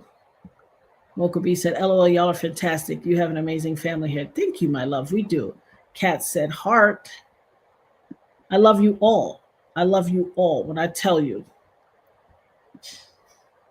K-Leg, at K-Leg, she get them together. I shared her out earlier on my community wall. Thank you, my love. I appreciate it so much, so much. This was an excellent topic indeed. We need to leave this world better than we found it. This is the rent we pay for the space we take up here on earth. And some of y'all owe a whole lot of rent. Some of y'all need a whole voucher. You ain't did nothing to make the world a better place. You better catch up. Because when you gotta, on judgment day, when you gotta go stand into account to the good Lord, baby, and they start reading off that ledger of all the stuff you didn't do, some of y'all gonna be on that express elevator down. And I don't want that for you. I don't want that for you. You got a chance to listen, repent, and get it together. Pivot and get it together. You have the opportunity, but you got to be in the know. A lot of people, they believe if it ain't broke, don't fix it, because they don't understand that they are broken and shattered into a million little pieces already. That is their baseline. That's their norm. That's their norm. Haitian Reggie said, hey, sakpase, baby. He said, appreciate the education always. Thank you, my love. I appreciate you. Hey, Sophia. And I got your email, boo. Sophia said, I'm glad I was able to tune back in and catch the ending. I'm glad you were too. K-Lig said, I'm creating the Nerd Herd email list. If you want to be included, email me. You guys send K-Lig. Some of y'all, shout out to y'all that already sent your stuff. But get on that email list. We're going to be able to contact y'all, do a whole lot of stuff. It's K-Liggins, K-A-Y-L-I-G-G-I-N-S 15@gmail.com. Get on the list, boo. Don't miss out, y'all. Lavelle said, I gave up on dating apps so long ago. You should. It's scary out there. You know, there's something, the good old, what we got to do is get out in the world. See, if we know ourselves and we do things, I say get together with your girlfriends, go do brunch, Sunday brunch, and go to the museum. You want to meet a kind, nice guy who is cultured and will expand your life? Go on the website of your local museum. Look up different exhibits that are there. You and your girlfriends get together, plan a little Sunday brunch at a local spot not far from the museum, and then y'all head over to the museum. Look at the art exhibit. You see a nice, handsome-looking guy in a little seersucker suit looking cute about his business, walk up and just stand beside him and say, Manet, I love his impressionist work. My favorite piece is such and such, but this definitely has something to be desired as well. And he gonna look like, okay, then she know her stuff. She know what she's talking about. And she has an opinion on art. See, the erudite have opinions on art. You want to know how they determine how cultured you are? If you like things outside of the norm. Art. I love art. I'm a museum junkie. And you don't even have to go to the museum with the intent to find nobody. Just go to the museum to appreciate. If you don't even know art and you just say, let's go to the museum. Go to the museum with your girlfriends, have some time. Listen, when men see a group of women together, first of all, just go for the experience. But if you want to meet, you want to put yourself in a realm where you will meet someone who is different than what you've been experiencing, go stand beside him and say, oh my God, what an interesting piece. I don't quite know what it means. I'm not exactly familiar with this artist. You know, what can you share with me? Tell me something about what I need to know about this piece and this artist. Are you familiar with their work? Tell me a little something. And at which time he's going to be like, okay, absolutely, it's my pleasure. Well, this is Kandinsky. Kandinskys are known for being a piece of art that have a image on both sides. He encases them in a clear glass, and there's a piece of art on both sides. You can rotate the picture. It is Kandinsky is an artist that or this is a Pollock. Pollock is known for a very splatter type art. And know your art. Get cultured. Know some stuff. Your girl know art, baby. I love art. Get cultured. And then you will expand your horizons. And if you meeting all the guys at the club, you're going to get what you're looking for.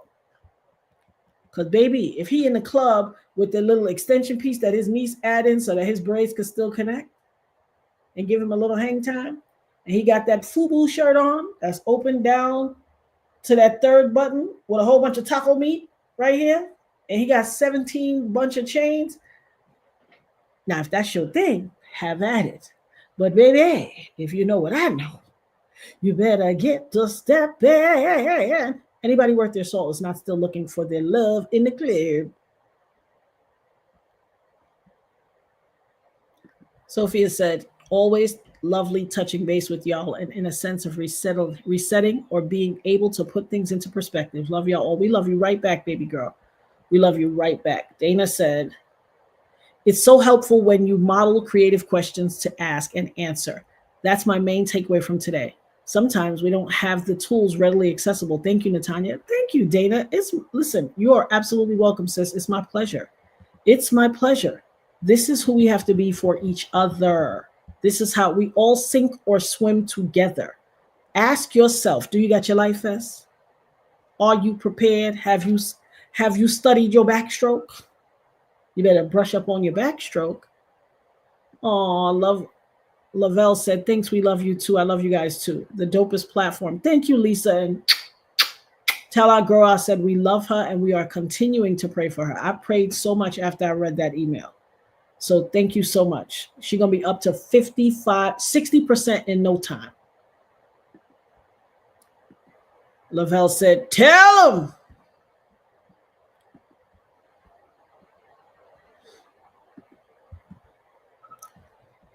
Let me read some of these last comments and then we draw into a close, guys. Kat said, especially those of us who grew up with family, especially for those of us who grew up with the family dynamics that just didn't openly have these discussions. This means everything to me, Auntie. You are welcome, my love.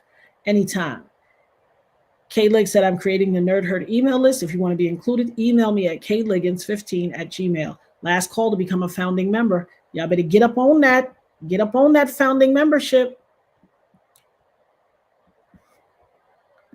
Lavelle said, the Savior is waiting with open arms. Asheo. To God be the glory for that. K-Leg, 100% on time. You dropping answers before the questions. Asheo. A lot going on in this world. These real life topics, teachings, real good stuff for your soul. Thank you, Keisha. I appreciate it, baby. It's what we got to do. We all have our role to play in this world. We got to know what our role is and we got to walk it on out.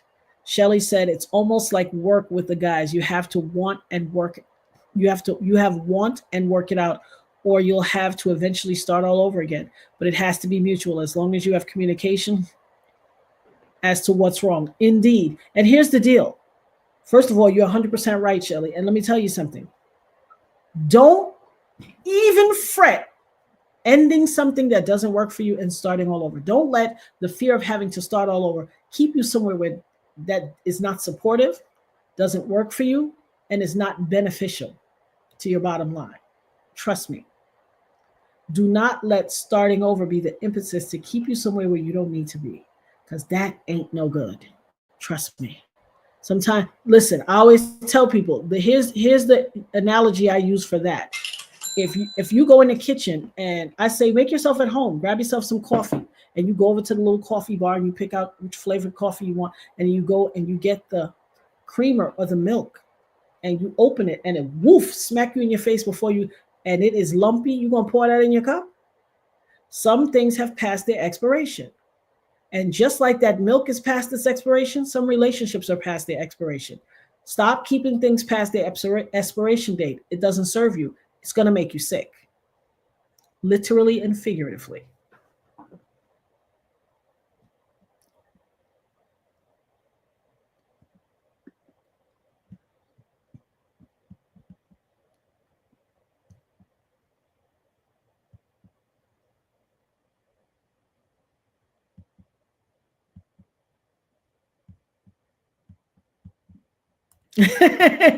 Kat said, a man with a love for art.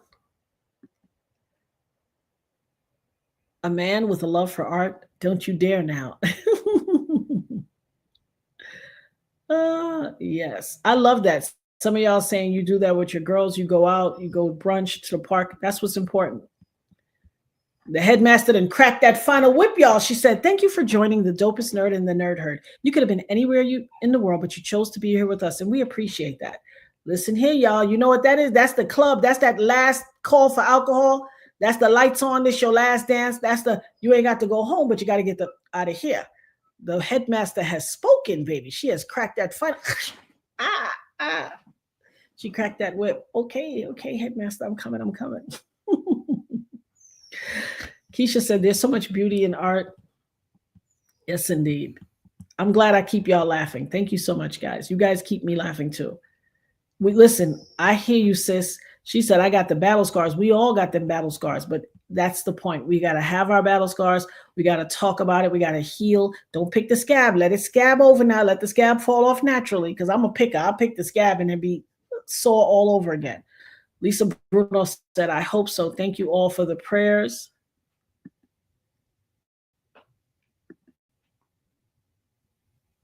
I don't know why it's moving so slow. I'm trying to click on. Lisa said, I hope so. Thank you all for the prayers. I spoke to her earlier. She was very touched by all the love. Tell her she's welcome and we love her as well. God is absolutely awesome. I'm going to pray for us to have peace until we meet again, Nerd Herd fam. Lord will it and the creek don't rise. Lovely Cherokee said, Natanya, thank you for being you. Your personal relationship with God is felt and it shows. Thank you so much, my love. That means the world. What a way to end the show. Thank you so much. That means so much to me. It's super important. And Kaylik said, don't forget to hit the likes on the way out. Thank you, guys. I love you all. Love on your people. Tell someone that you know. Tell someone that you care about. Tell someone that may need to hear it, that you love them and that they mean the world to you. It might mean the difference between you closing your eyes tonight and them not waking up tomorrow. People, this world is heavy. People are dealing with a whole lot of stuff, and everybody doesn't have healthy coping mechanisms. You might save someone from doing self-harm or some poor coping mechanisms that are not fiduciary to their life and not beneficial to their well-being. You may prevent them from succumbing to that. A lot of what happens in this world, people are doing it to self-soothe. People are doing it to self-medicate because the weight of the world is upon them. They don't feel like they have the ability to talk to anybody, and they have not been shown, or it has not been demonstrated and illustrated to them properly, that love is out there and that there's someone that they can, bear their load or unburden themselves with, without necessarily trauma dumping, but at least to share and have someone say, I hear you and I receive it and I love you and you're going to get through this. Lovely Cherokee said, K-Lig is 100. Have my vote, the headmaster. Absolutely.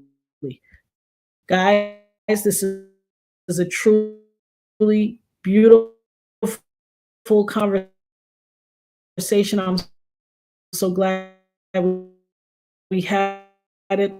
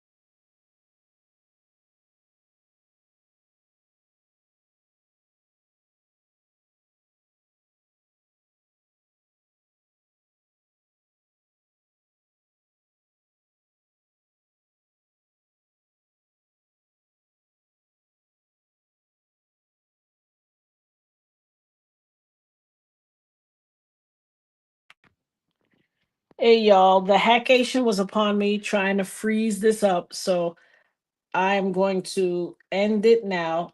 Lord willing, and the creek don't rise. I'll see how the end of it comes out. But I had to go through my phone because my computer is somebody was moving my cursor all over the screen. So I love you guys. Tell somebody you love them, sleep well, and we will continue this tomorrow, please God.